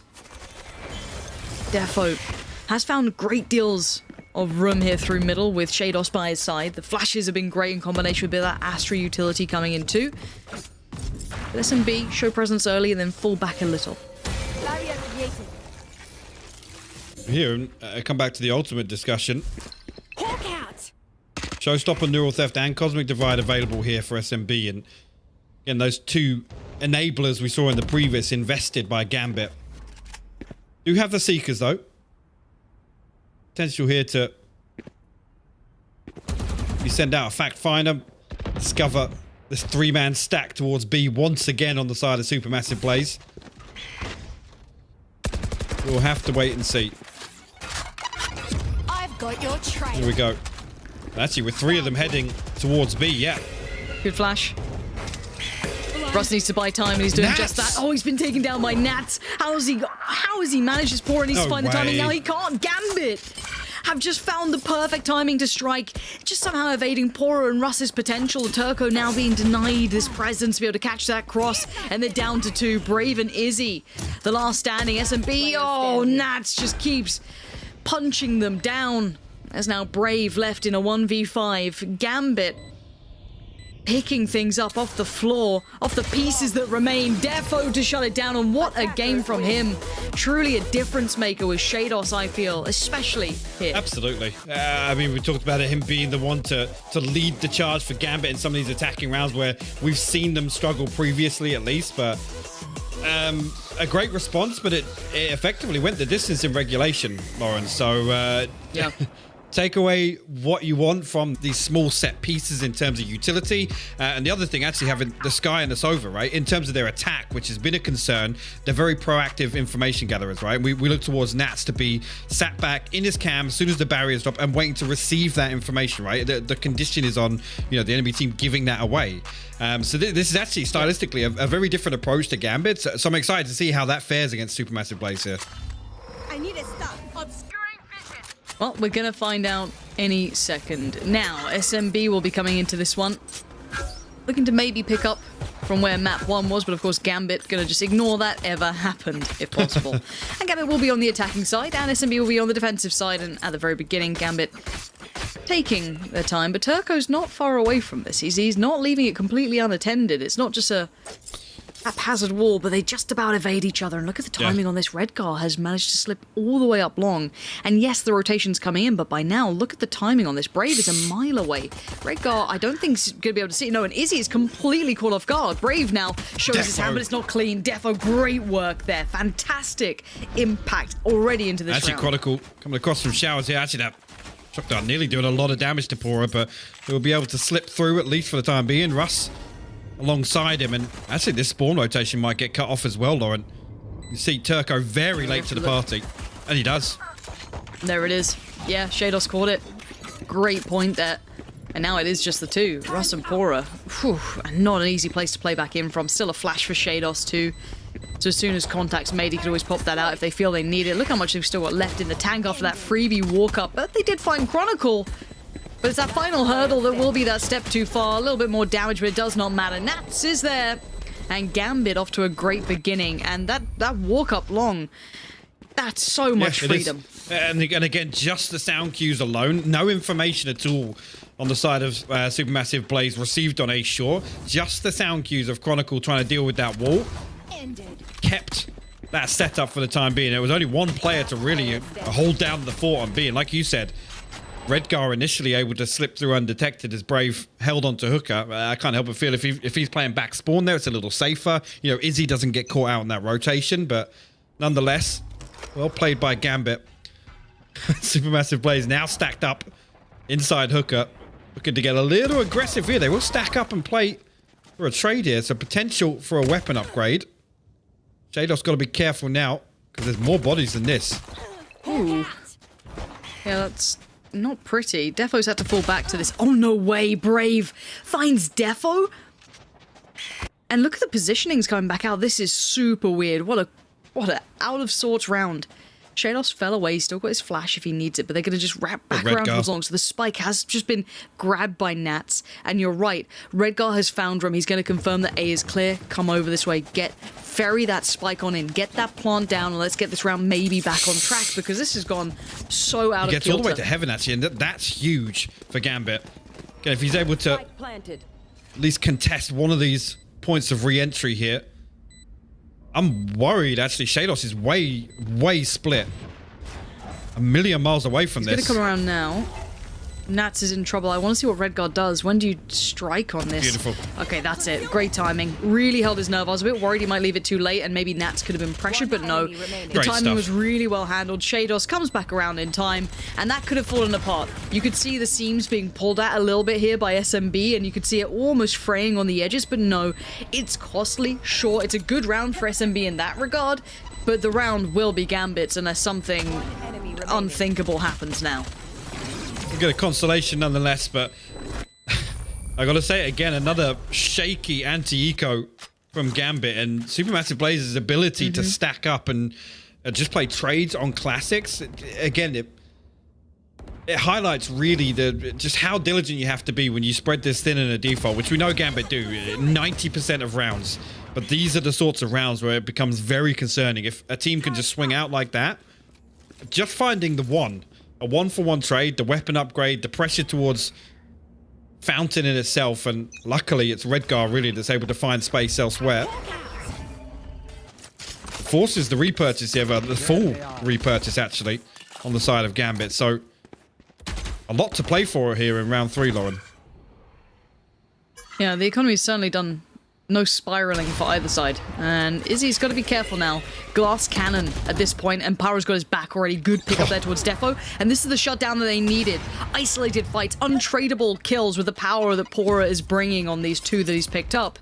And the site's well under control. These last two players, Redgar and Chronicle, fantastic, sure, but have no step towards the site. Spike is out of hand for now. Not a huge problem, unless they find quick success and they can't capitalize and springboard off the back of it. Yeah, actually, yeah, Brave will be there to greet the unsuspecting Redgar and Chronicle now. In 1v5, 40 seconds left. What do you reckon? How you feeling about this one? Light armor, is that a consideration to make, Lauren? Well, it's this position he's in, Hypok. It's the back shower hold. Now, it's quite infamous. Now, you may say for saves, sure, but you know, it's 100% just chilling right now. Nothing's going to happen from this one, but we can kind of talk then. The difference makers in this, I felt like those first, I want to say 3 kills, sure, but even just the first bit of impact between Izzy and Pora was just almost unanswerable. Like, how are you meant to trade back into that at that point? They've gained no ground towards the site. They weren't able to really do much beyond that. There were such good kills in such critical areas. At that point, you've kind of lost all impact. Let's see, really, if Gambit addressed this, because, again, it's one word I pick out from what you said, and it's untradeable, right? Without this kind of, I guess, synergy, that, again, here, the spacing's just off. The fact that Pora gets gifted 2 1v1s from a position that you'd say is one and done, right? Again, you could argue the only thing really that changes that is his turret, but he's actually taking the fight ahead of contact there. Circle will wall off showers here. The Owl Drone will spot him out for good measure, but orb retrieved. Yeah, actually here, Defo with the hero rifle. See if he can actually find something on the way forward for Gambit. That's a slip up. That's huge. What? Pora's 11 HP. This is really, really scary times now. Now, Russ has done very well, very controlled, but not controlled enough for Chronicle. Going to play out well from showers now. The site is looking very much in control. Spike yet to go down, and the TP taken. That's going to be a runaway. Nats is just getting the hell out of there as much as he can. Redgar looking to lurk, but he can't catch anyone on the way out. So his position now feeling a little out of sorts, and Nats is on an island to an extent. He has to still find value for this. They are in a 3v3, and there's that big value. There it is. Ult comes on, and suddenly the site is looking far more controlled. That's only 28 HP, though, so he's got to be careful. A stray bullet could drop him. So now he has some reinforcements here, but is he clearing through sight? Can Gambit hold on here in this post plant? They found him. Clutching at straws. Pora's already made the first huge kill coming in towards Nats. Now the ult's going to go down. Redgar on the flank can't make it work. It's on towards Defo. The 1v1 gets Izzy. That's what you want to see from the man. Yes, there's been questions, but comes up huge there in a 1v2. Close out around the, you got to say, Supermassive Blaze gifted on a platter. Few slip-ups in the early round, and Gambit there to punish. And a great rotation by Nats, actually. Yes, he gets found initially in that Viper's Pit drops, but huge round, the thrifty round, actually. Bring it back, and 600 credits left here in the tank for Supermassive Blaze after this purchase. Defo now actually with the operator online. If here actually a little bit of a switch up in terms of the tempo, at least for these early rounds. If you can find some picks with it, Lauren. I have to wait and see. All going up early enough here. No one fully committed up long. Now noting 2 on the other side. Nats is actually creeping up towards A as well, so pressure being felt across the map here. Defo is still aggressing on this. Not sitting back at all. Russ still has a flash as well, keep in mind. Slow comes in. Gonna kind of set Russ into that corner. Pora's found Nats. This is, if anything, gonna spur Defo on. He's so desperate for this, but they're just not giving him this. Creeps any closer. This is where it opens up that possibility for Russ. All now gone. I've got your trail. Seekers go in. This forces the hand now. Found one. Yeah, just not able to get a clean peek here with 3 players on the other side of this as well. Yeah, Gambit have to reconsider this approach. You are divided. Actually, the lockdown. Look at that preemptive lockdown on the back of the Cosmic device thrown up. That's... It's Yeah. the time. It's going Look to eat at up how so time much of it's this gonna get them. round. Yeah, this TP, look, the desk talked about it, how much this is going to get utilized throughout this game from, I'm imagining both sides, but now they're down to 10 seconds. I don't think they get Wait. here. I don't think there's... I mean, Why? just to make sure, I guess. But yeah, this is... The clock Yeah. will decide this one. That's something we've talked about previously. Again, these late round hits, one kill or one, ultimate in the form of the lockdown can ultimately decide the outcome. So kind of the victims of their own approach there, Gambit. Important to note, again, Supermassive Blaze, bodies in the right place at the right time to stop that push coming through on B, and it's effectively a 3v3 on long there, Lauren. And Gambit just don't like what they see. No, nothing of what was on the other side was enticing them at all. There was no easy way through. There was no easy picks either. Nothing was being presented, everything calculated, and this is the first try towards Showers. Defo known for his presence here on the defensive side, but no slouch here either. Is he going to feel the brunt of this? And Shadow's going to pick up where he leaves off, going to try and maybe work a little further forward. Pora's going to have to fill that gap here. And timing's going to be a key factor. Shados has got it as soon as Pora tried to walk through. These are 2 huge impact frags coming through as Nats is going to try and take that space towards site. Russ will spot a little of Defo. Get out of my way. But there's a player closer. It being Nats, it is now secured. Site is theirs. They will get a comfortable plant as well. Spike planted. Turco and Brave left to try and recover something here, but in a 2v5, a solid post-plant hold from Gambit. Well, not that they're even giving it away. Defo actually allows Brave to regress, but Shados responds. Turco with a response, actually. Still potential to do some damage here to Gambit and their economy. The Ultra in a late round usage there of a huge piece of utility, actually. And Nats will come through and punish that on the other side. Gambit 4-2 ahead now. And this is something we talked about just before we came into this map, when we were talking about this switch up on Viper. Nats being the one to lead the charge in some of these slow, methodical rounds, Lauren, is a stark contrast to what we see him on Cypher, right? Should I play some stars in this reality? Yeah, and it's incredible to see versatility not just in agent pool but approach Correct. to play, right? Absolutely. It's that ability to switch into that more kind of attentive or aggressive player he's who's going to be deadly. the one leading some part of this. Exactly. Yeah, he's nuts at clutching, but then also look at the amount of impact he can potentially have when he is first man forward to an extent, or a little bit more kind of on his own, still creating that space for the rest of the collective. It's very impressive to see, I think he's a 19-year-old. Young gun coming into this with so much value to how he plays, but no freebies at the beginning this time. We saw a couple of exchanges early on towards Showers, favouring, we saw Gambit previous, but it's been a back and forth affair. But for now, still being controlled by that wall. Defo wants it. Nothing to find though, still being played behind that tri-box on site.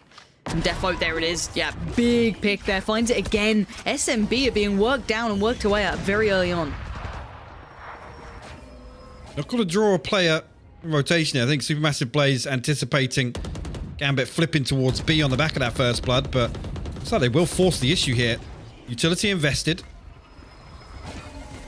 But no push through just yet. And Turco in a tough spot to dig out. He's good for one, but Nat's traded. Spike down. I really thought there could have been a follow-up to that as well. Nats, still, look at this guy go. As soon as you put him towards the front, he is happy to lead the charge, happy to be the first man forward. And now Russ and Brave. Where's Brave in this? Oh, they're both CT. Spike going down. I don't think they can deny this. Site control has been pretty much completely gained. You can see Brave having to clear through that CT hold just in case someone had made it that far forward. Every angle could contain a potential threat, and there's two around this corner. Nats to one side, Chronicle to the other. Chronicle gonna find that. Okay.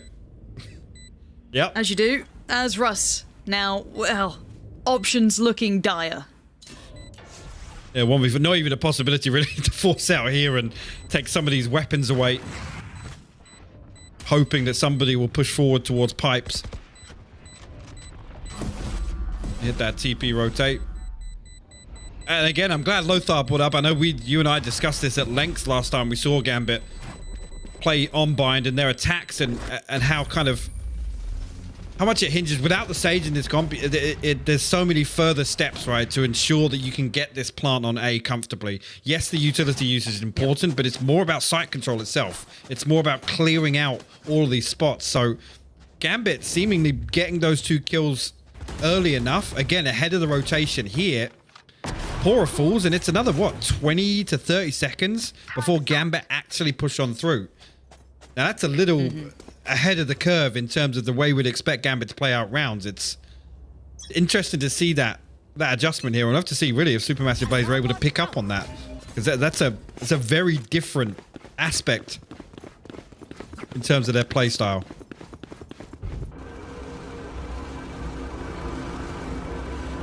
There's pressure towards long. It looks like GAMBIT wants to re-explore this. Hey, Redgar's just... no one ever plays it, boys. And Redefo just managed to walk up last time. But actually, no one is directly holding this time. Of course, we do have them down on the Sheriffs. The rifle that remained on Russ is still in play. And that is actually on the site itself. So, could have some damage here if they're not careful about it. Flash comes in. Right here. Is he still towards the backside of Elbow? But a patience in droves for GAMBIT.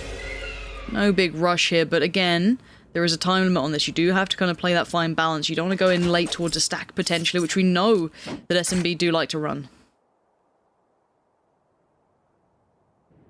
About this time is... again, where GAMBIT going to lean one way or the other. Seeker's invested on B, actually. And on the back of that, immediately GAMBIT try and push forward onto A. Pora got it all to do now. He's actually going to wrap towards lamps here. He'll get shut down. And only one rifle on the way back in here, so Supermassive Blaze trying to find something on B, and GAMBIT ultimately able to pivot away from that stack perfectly. Turco and Izzy, sorry. See if they can get anything done here. Chronicle will fall. And they got the res as well here. This is interesting. Here we go. Yeah, ult's coming. Oh, Izzy! Nats! You're so good at this game. You are so good at this game. Every little bit of a threat that was starting to build, every potential opportunity that SMB might have just found, he just completely undid with the perfect timing to pressure. The res came in, they had the rifle coming out, the ult came online. 3 big things that could have maybe turned that retake around. And his presence is just unreal. Look at the timing on this as well. So there's that ultimate potentially going down, but he instantly follows up towards Turco and then even denies Russ. You could not ask for a better player to have on this side. As well, I'm going to shout out Lothar as well, because one of the things he picked up that, you know, some people may think trivial, but Nat's picking up that poison orb time and time again and just repositioning it to give himself the opportunity to make plays like that is huge for GAMBIT, especially in some of these, you know, the transition from initial execute towards post plant. It's minute things like that that make that Nats absolutely deadly. And look, this is the GAMBIT that scares the life out of people. And that's the player, the babyface killer. Look at him, so cool under pressure. Again, the first blood. Still finds value and backs away. Now he's created a gap again. Turco going to be feeling the heat right now. Out on an island on B, but Spike not committed either way. No surprises here. 60 seconds left for GAMBIT. But look what they can do here, Hypok, right? They get the pick, they show a little bit of presence towards the other side, and then they suddenly dismantle what could have been, you know, maybe it was 3 players towards A. Yeah. Now they're going to hit that rotation. Actually, it's a gamble stack from SMB, though. They're going to put 3 players towards this B site. FO B. The first in here, at least. The flashes come through. Look at that brute force. Turco gets shut down. Brave will respond, but the bodies stack up. Good and actually going 2 for 2 initially.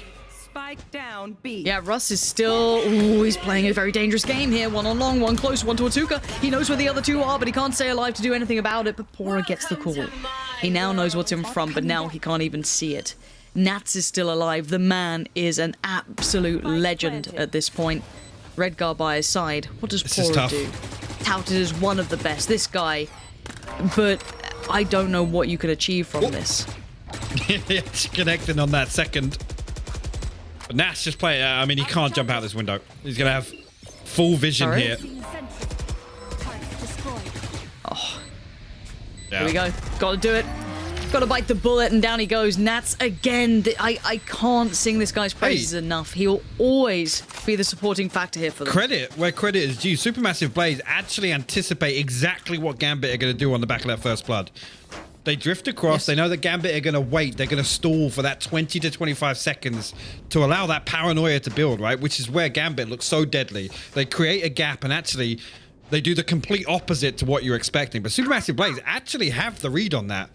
But again, it comes down to, well, a 2-for-2 trade initially. Russ, a valiant attempt, but Gambit's still able to break through. Deploying drone.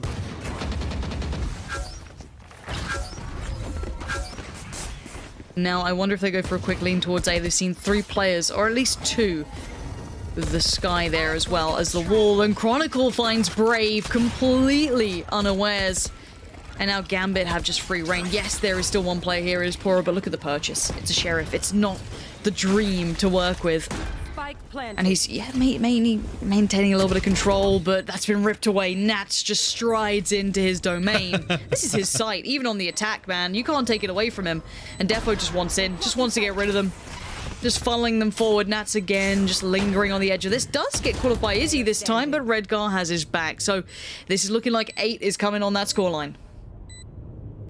And like I said, Supermassive Blaze really feeling the pressure now. Russ again left to try and do some damage, but Redgar there to clean him up. At a 6-round deficit for Supermassive Blaze here. And let me just say, this is Gambit on the attack. I was talking about a little bit of an adjustment here with this composition, and Nats being the one to maybe be a little more aggressive. I'm starting to get worried. I really am, because Gambit's defense on this in recent performances has been rock solid, Lauren. It has been. And look, we question Gambit's attack on certain maps in certain compositions. You can see it's quite tricky against teams like SMB. We saw it on map 1. It proofs in the pudding. But this is the other look to Gambit. This is the look that's terrifying. And is it a little dependent on Nats? Maybe. Has he mostly delivered? Yes. So at this point, we have to wait and see how it continues forward. The flash of the aggression, but there was a counter flash initially. It straight away makes it trickier to commit to this, but Turco's got himself in the corner. They're slowly creeping up long. They haven't seen a position like this yet. Turco is unnoted here so far. Ult comes down, barrel shows, he gets it, but Chronicle finds Russ. Unbelievable, and he's actually followed up towards Turco. Massive. This is unbelievable stuff. Gambit just don't seem like they can lose in some of these scenarios, even though SMB are trying to counter this. Again, though, it's all a ruse. Gambit stacked up. 2 short, 1 showers, and Chronicle will rejoin them. I think a little bit of a misread here. I think they're maybe considering they baited out this rotation once again, but Supermassive Blaze cannot pull the wall over their eyes. Brave, actually. You are divided. The showers as well. Does he turn his back here? That's the question. Defo now gives away the game. Pora's going to note that instantly. There's the lockdown. Spike now in trouble. Brave found Nats. Red's got the timing. It has to be perfect. It has to be everything he dreams of. He can at least deny the ult, but Pora stays alive. Great play, and now a 1v2 Chronicle. A classic Look at Izzy. and an op, but he's got Look the at Izzy. spike. And you're right. But he does have a judge, and now he's got himself back, tucked to the back of sight, lurking around. Look at this absolute beast in the depths, waiting, and Chronicle has nothing to do but die. And there it is, SMB finally get a bit of an answer back. So there's a chance there that Pora gets caught out as well. Plays his life perfectly and actually finds a kill. Actually towards shot. I'm not even sure who it was that fell at that point, but again, Supermassive Blaze just not buying anything Gambit are trying to sell. And even though Gambit, they find 2 kills to open that. Yes, it's a 2-for-1 trade, but again, you argue at that point, it feels a little uncomfortable to just leave 2 players, right, to hold down A and Izzy out solo, but it's enough. They recover that round.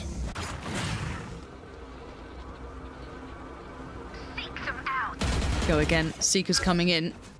It's going to allow that rotation to come in now, but look at the timing on this. They're going to have to still try and control some of this side. Brave is going to be put to task. It's Defo this time.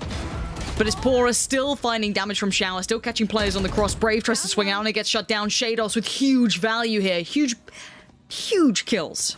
As now the spike could be potentially planted. Bear in mind, it is still in the hands of Shados himself, so would have to fall away from the U-Haul control. And they just pause for a second. Chronicle tried to capitalize towards CT, but it's Russ who's going to find that frag. And now you see that consideration, that lean back. Exactly. Izzy this time better equipped as well. Up to hand, TP heard. It's all his, waiting patiently. No, Redgar rips off his face. He's just diving in towards the site. He's seen another. Here's the flash. He knows they're both CT. This could be Redgar's. Another. A shot is all he needs. He's got it, Redgar! Insane recovery there. Finds the third. And will leave the scoreline 9-3. Again, I got to credit Supermassive Blaze. Towards the end of that round, they picked up on exactly what was lacking on A, and they were fighting for Showers. They weren't allowing them to come through and find those plants on A for free. Love that adjustment there, but Gambit, man, they're looking deadly. They're looking warmed up now, Lauren. Just a total contrast to what we saw on map 1, dare I say map 2 as well. In terms of the attack here, way more control, way more refined. Come on now. A little bit of a pace change really suits them. And you know what? If they can slip between these two looks, I will love this as just a concept of what a roster can do. If they can kind of shift gears, not all the time, but when required, you know, maybe they feel more comfortable in one look, but then again, maybe when you face a certain team with a certain approach, you can slip into that different style. I'd love to see that. Now, we do see the switcheroo, right? So, coming back into this, 9-3, though, scoreline-wise, that's quite a commanding score. And in decent fashion, these weren't just, you know, oh, weird rounds here and there. That was actually a huge run of them. Look at the chunk of it in the buy rounds. 5 on the trot there coming in for Gambit. They've got to be happy with that. But SMB, a fiery team, not known to really bow down from a fight. They do need to come back in with this pistol, though. If that goes Gambit's way, that is a long way back for SMB. Right there.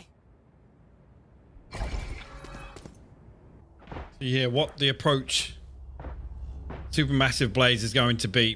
A little bit of the Astro utility spread, at least at the start of the round here. Chronicle and Defo hold on to A, but Supermassive Blaze leaning heavily towards B right now. A turret actually watching that short push as well. Flash going to give away some information early on by Shados. And utility noted as well on the other side of it. Now only one noted on the back of the Trailblazer. Actually, in response here, Nats take a little peek outside, see what's there. Just gonna get swept, actually. Russ and Brave find kills on the way in. Go will respond for one, but falls. Redgar. Spike down B. Yeah, only so much can be achieved through that. You're down to Defo and Chronicle on the other side trying to play back through. This is a site controlled by SMB. A deep push towards CT. Catches off Chronicle and his story is stopped pretty short. Defo dives on in, but a whole lot of players looking his way. It's not going to go so well as Turco's going to find him, and SMB do exactly as required of them. They've got that pistol, and they've got it with 4 alive. Big round here again. It got to close this gap, and in my eyes, it's the early rounds that are the most valuable in terms of setting the pace, in terms of catching Gambit off guard. Again, making use of some of these lesser buys as well, whilst the economy's getting up and running. Turco actually going to carry a ghost through here. Interesting decision whether or not that's to try and get the operator on. I will see if Izzy actually lean towards that on the attack. Nat's trying to walk for actually the setup from Supermassive Blaze. It's the nano swarm of all things to draw first blood. But Defo's found some space here. Turret gonna slow things down a little bit, and the smoke slightly off actually.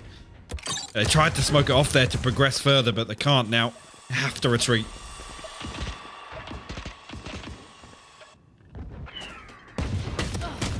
Next one in. Izzy's got Shados. Spike being ferried towards site. The final 3 towards CT. Redgar, Defo, and Chronicle. Slow goes in. Gonna limit progress again. Just being a nuisance as SMB just set up the firing squad on the other side. That's one. Looking for a second. Flash goes in, and Russ. Oh, actually, he'd quite like that rifle back if you don't mind. So Defo knows he's got more coming his way, and only so many options to do anything about it. So there is rifle, gets filtered back through, no problems. Toko's going to get that. And we have SMB building back in. Opportunity here at the bonus as well. Potentially win this, and I mean, see the possibility to bring it within 2 rounds, just like that. Gambit again leaning towards 3 on B site, 2 on A. Chronicle and Defo, but again, they haven't been proactive here on the back of not any, no presence being shown by Blaze. See here if they look to push out a little deeper. As again, early on, this pressure shown towards hookup. And it's Nats with a judge inside. Is he already slipped through though? That might catch Nats off guard.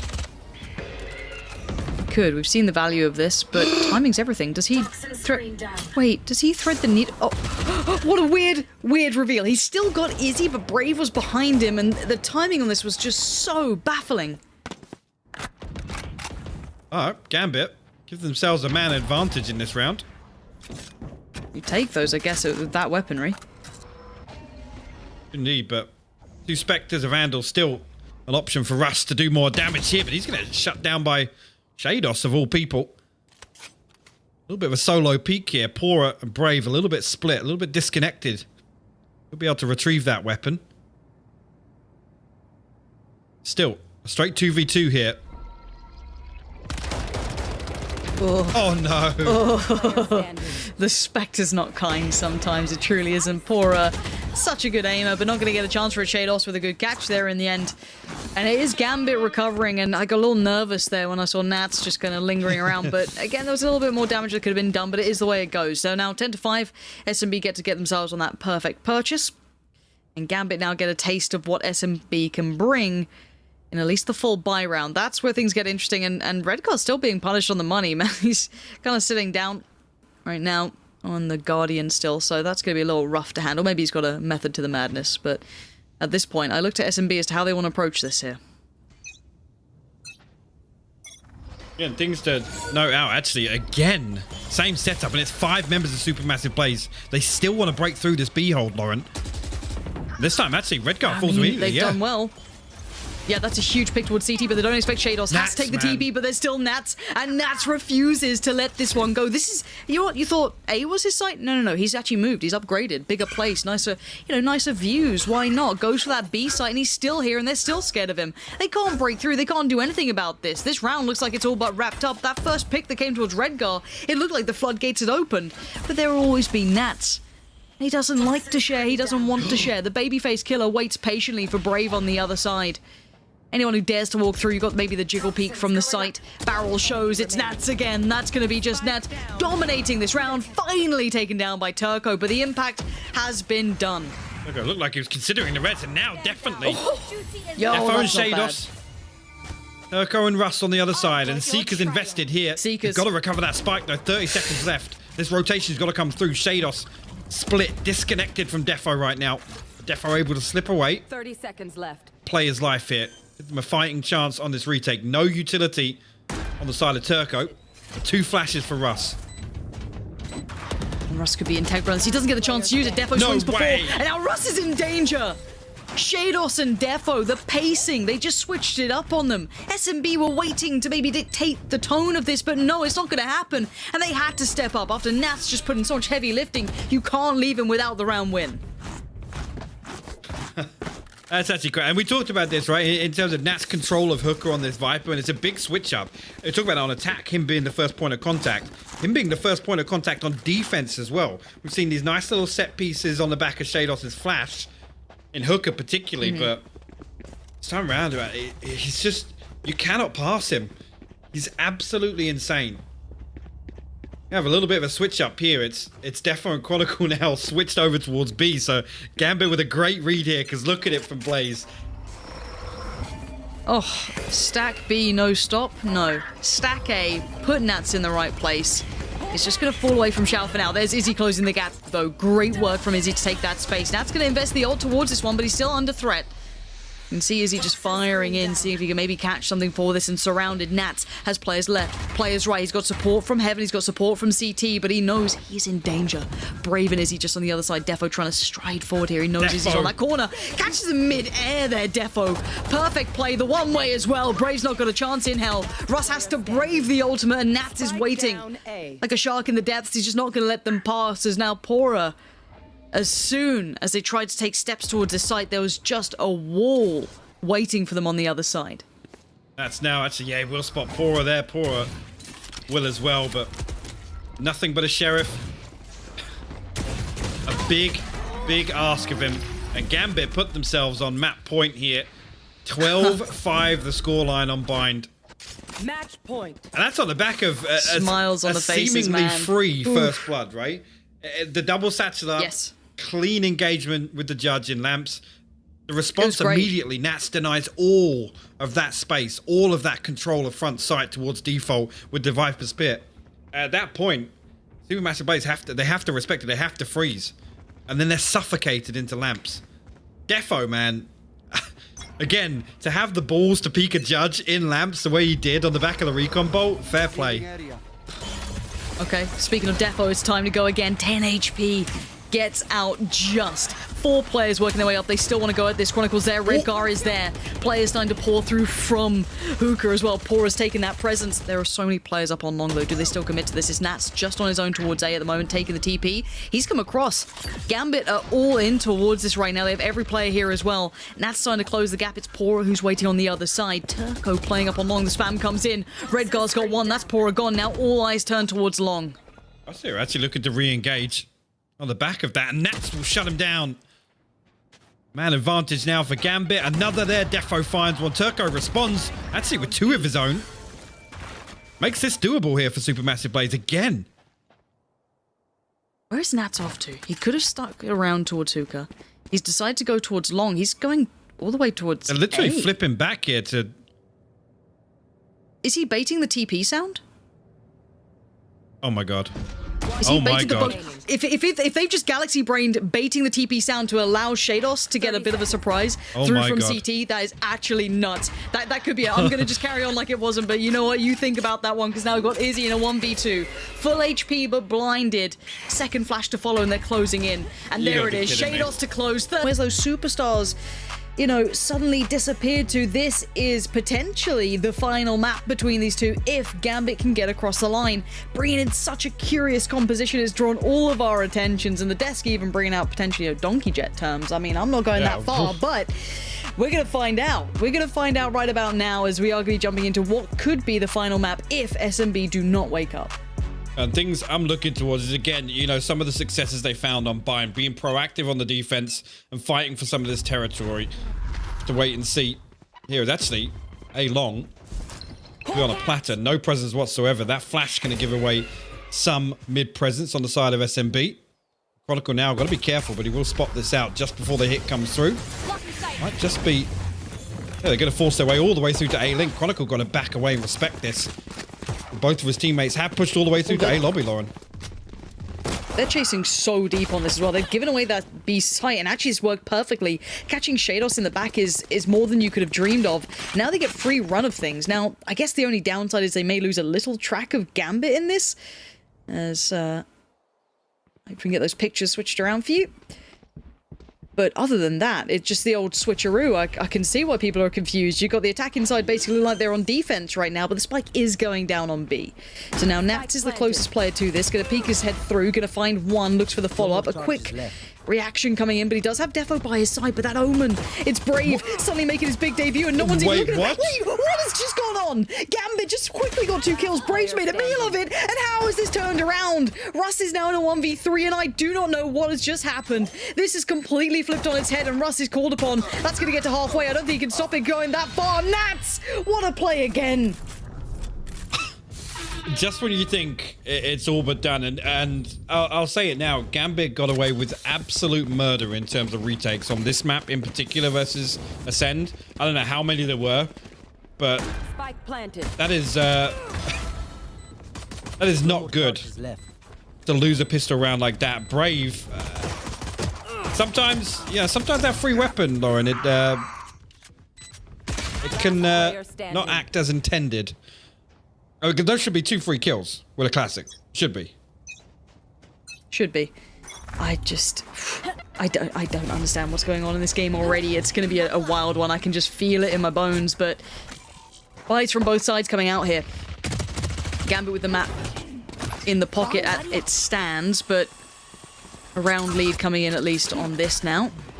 Hasn't shown towards sewer, so they're responding accordingly. SMB gonna actually lean. What is going on? Even Redgar's a little baffled by it, and I don't blame him. That's just so aggressive, but it's worked out at least for the first pick. But now it's that next step that's a tricky one. Still 2 players here and a decent enough crossfire. Shados, 2 flashes still to hand if he feels he has the timing to whip one out. I don't know if he does, but he's going to isolate Russ comfortably. No trade comes in. Defo wants to swing on the flash, spots one towards sewer, but now there's problems for Shados. Maybe not. He's got Chronicle by his side, so there's no problems to be found. And there it is. Shados keeps his cool and his composure up against a bought-up SMB. And that's a key point because, again, criticised Gambit previously for these anti-eco rounds. So, again, looking to be proactive, at least hold very deep in terms of what we'd expect from Gambit. Redgar, yes, you could argue, overstepping the mark slightly, but a fantastic recovery here to secure this round. Really on the back of Shados. I mean, initially the bait is perfect. Shados able to stay tucked in graffiti and I think initially unnoted for most of that. Look at this again. Look at, again, proactive, right, Lauren. Here. They've walked C-Long. They're walking A lobby. They're not sitting back, maybe playing into this composition a little, and I don't mind it. It's going to be a weird round, though. Could be a problem, and it is for Russ at the very least. The first to fall, but now there's the trade out for Brave, but there's so many more bodies here where they left off. Look at them, they're just mowing them down. Izzy's done well to at least get another, but Nats is farming today. He is loving life. Obviously not cracking a smile. The man is ice cold every single day of the week. The babyface killer for sure. 7-0, man. Look at this guy. We'll see here if the trend continues, because, again, with that force, around ahead of where we should be, effectively. And, well, 2 rifles here. Redgar, again, opting for a scope. No ultimates available just yet other than the neural theft for Nats. A good opportunity, again, to gain an extra round in hand here. And this time, I'm going to sit back and respecting the purchase here of SMB. To see, actually, how disciplined the approach is here. Because, again, another switch up. They're going to keep SMB guessing with these setups from Nats now.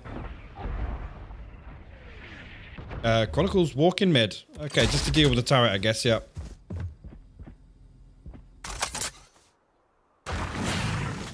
And after all of that funkiness that was brought out in those first couple of rounds, it feels like SMB want to just take a second and maybe temper the pace a little bit.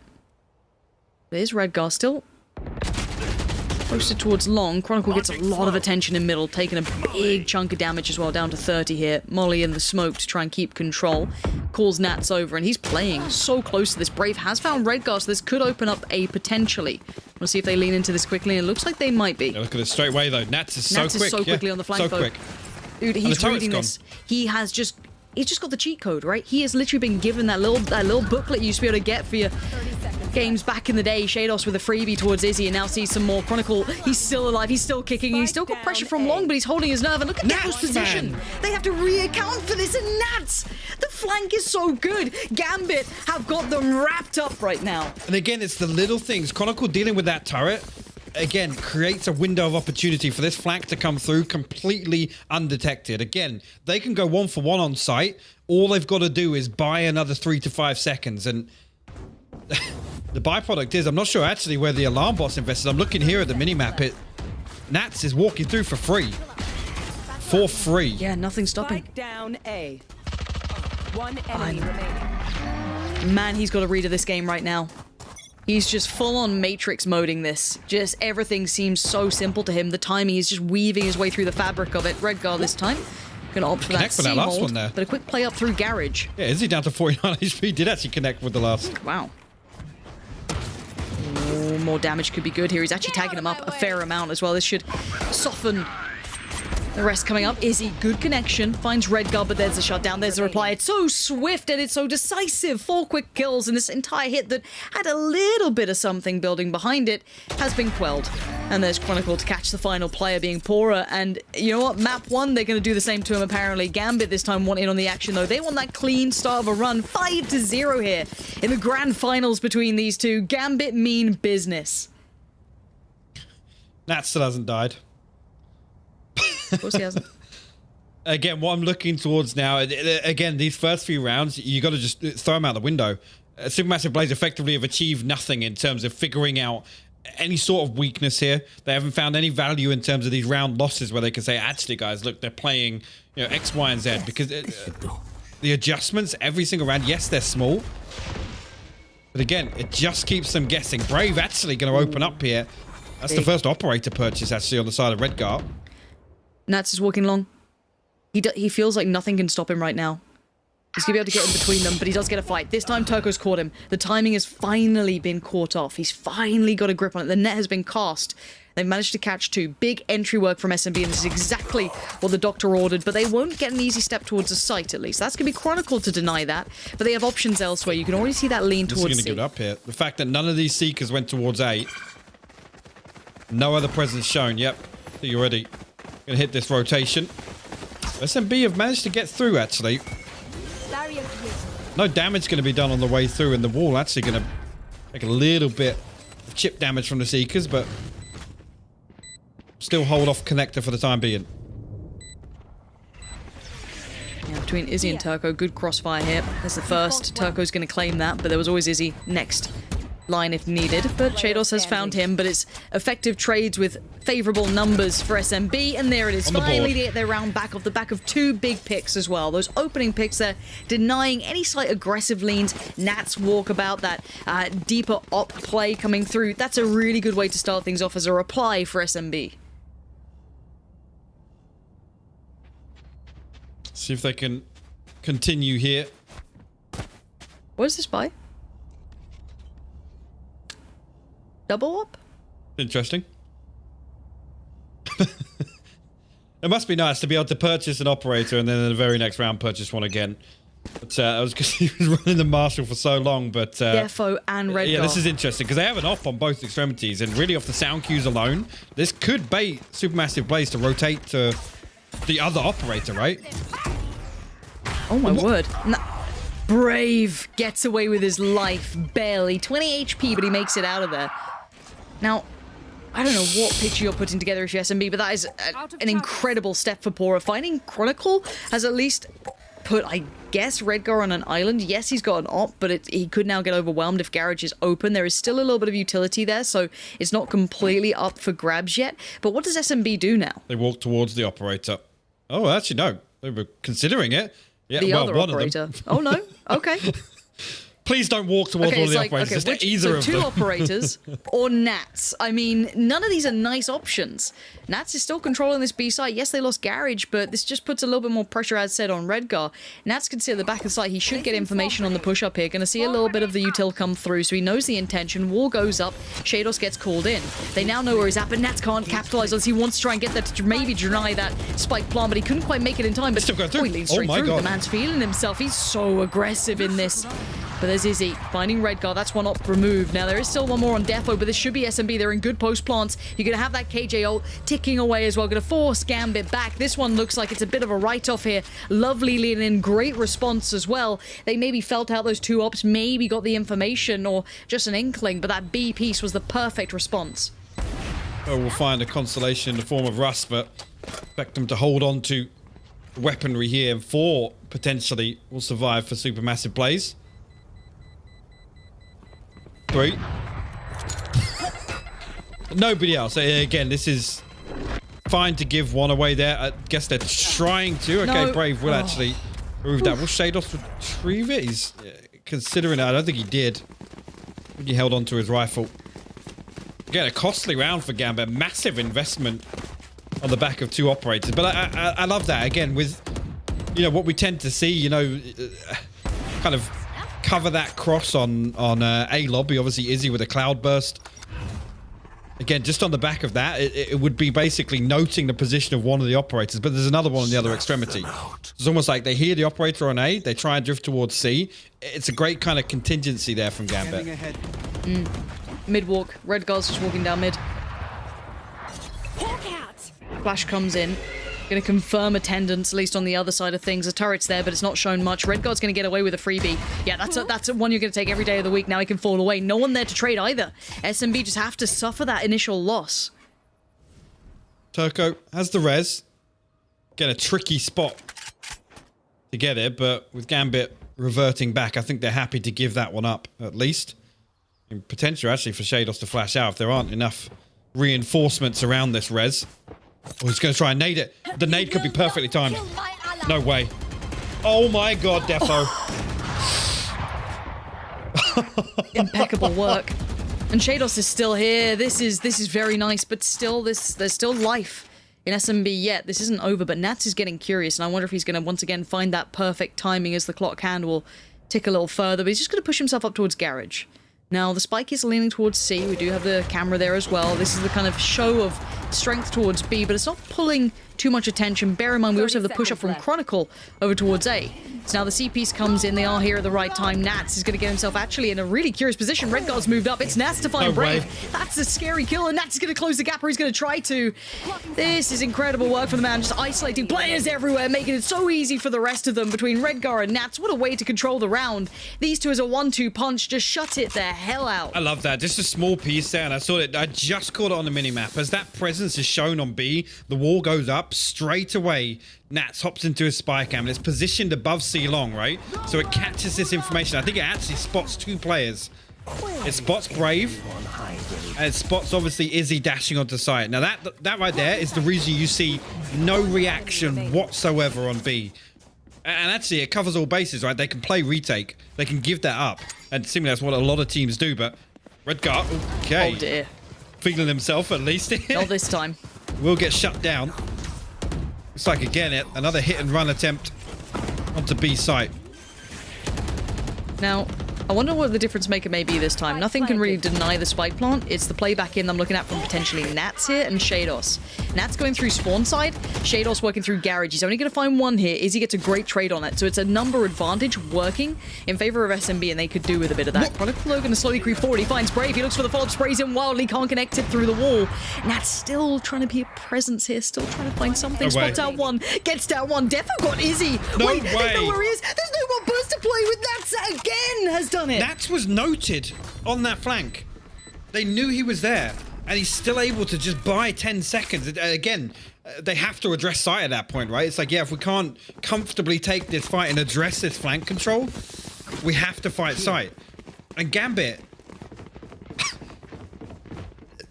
what they're able to achieve on Haven versus Ascend in terms of retakes, and again demonstrating that here against Supermassive Blaze, it's actually insane, Lauren. It's crazy.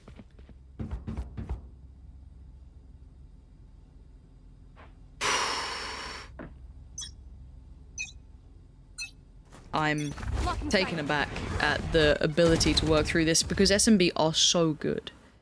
I don't think, again, if you've maybe watched bits and pieces, maybe you haven't watched their full run, you know, you tune in for the final, I don't blame you, it's a good game. They are the real deal. They are the Turkish superstars, and you can see it. Look at, you give them a little bit, you give them maybe a fight that they can take without Nats on the flank, that's going to happen to you. But now they fall back away from this. Nats is still on long, he's still going to hear this, he's got his camera as well, not too far away, so he's going to probably have a good idea that maybe they've fallen away from this one, but where do they go now? Chronicle going to act as the insurance policy here, at least. I did see Shados flash into B site. No information on the back of that, but Chronicle now, I mean, Izzy got to be careful if he's solo. No, they're going to stack up here. Chronicle with it all to do. He actually hears. No way! Strike down, C. Huh? Ult. Gets the gun out in time as well. Red Guard catches Izzy trying to make his way out of the danger, and Chronicle actually gets away with his life. I do not understand. Pora, though, read it well. That's Nats now gone. Can they get back in time? Can they get to A in time? TP comes in. They're going to get towards Heaven at the... Hell for Brave at the very least. They have KJ there as well, so they've been kind of building up to this 25 seconds. There's the KJ ult. This is a good time buyer. Shados might try and find a way through if he can isolate that spike coming up long. He's living in between borrowed time, but no, Turco considers it really well maintained. The thought process alone is perfect. And now the spike plant, SMB have somehow turned this back in their potential favor. Again, one smoke, the molly. I think a dash and one smoke on the side of Redgar as well. So expect them to still go for this. Here. They'll try and smoke off and get onto site here, and we'll actually drop through. Turret gonna spot out one. Chronicle finds two though. Turco will respond. One more left. Chronicle with four, Lauren. How? How do they keep getting away with this on retakes?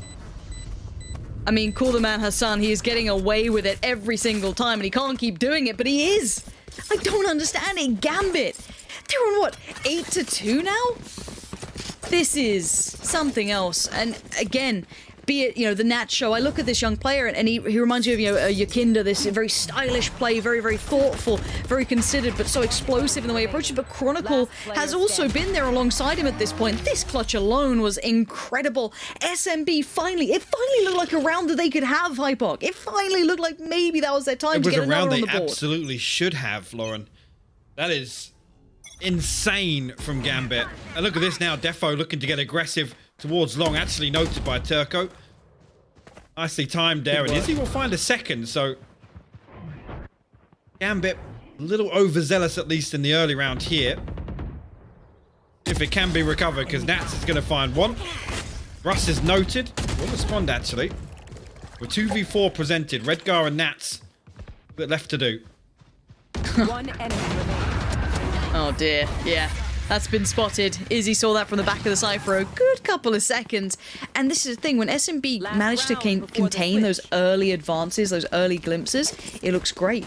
But it's so much easier said than done, quite clearly. But 3-8, it's still a bit of room for SMB here, but this is where the pressure's going to mount. This looks like Gambit might have potentially done enough, but we're yet to see. We have to see how this looks on the other side, but if this ends up even more favorable to Gambit, actually, no, surely it's going to be 4-8. Surely, because they've got rifles, they've got all the goodies they need. Izzy's got ult, Turco's got ult. This has got to be an SMB round.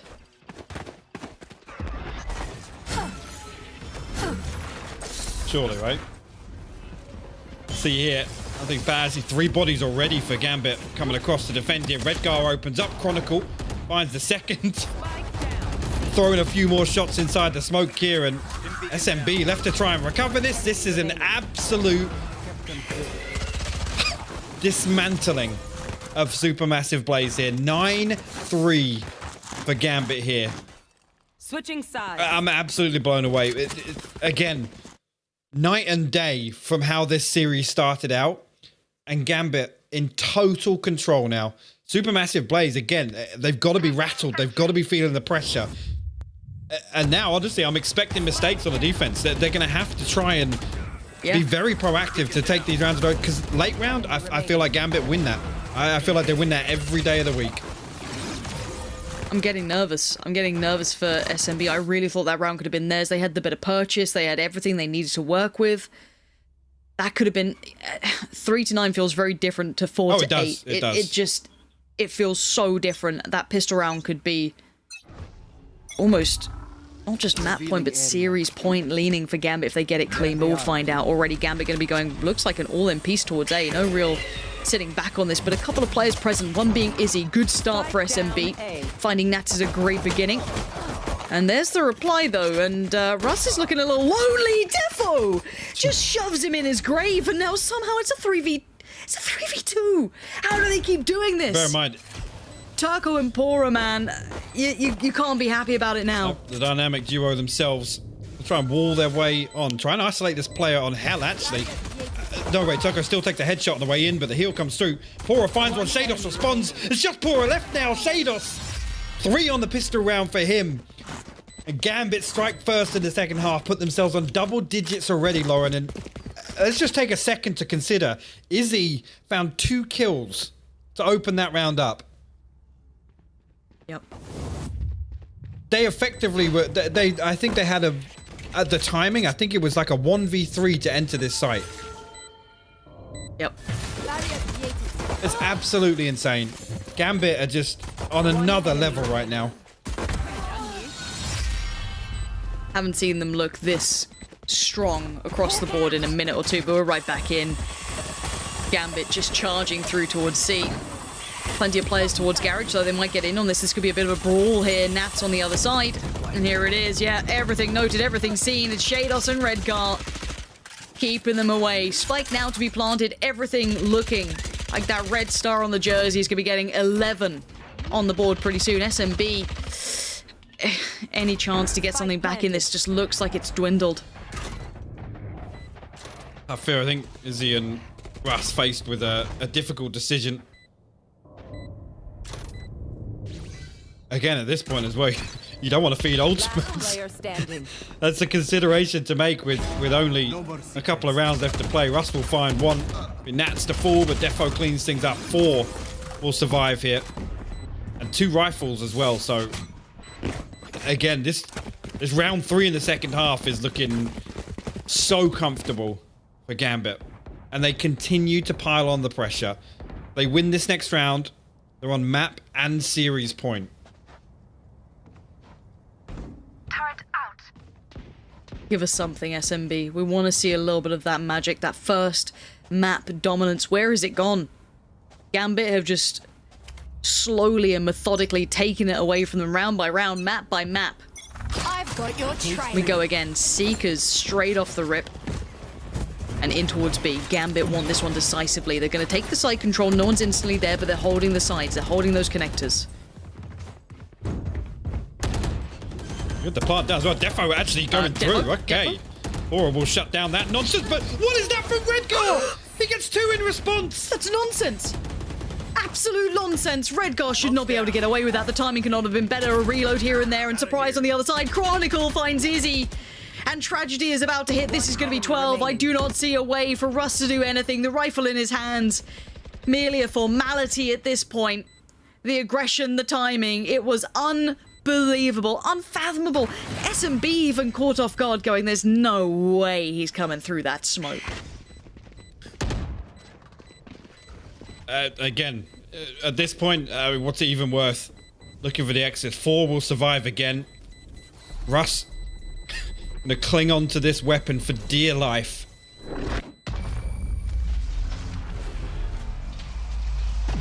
GAMBIT now on the brink of closing out Haven. Match point.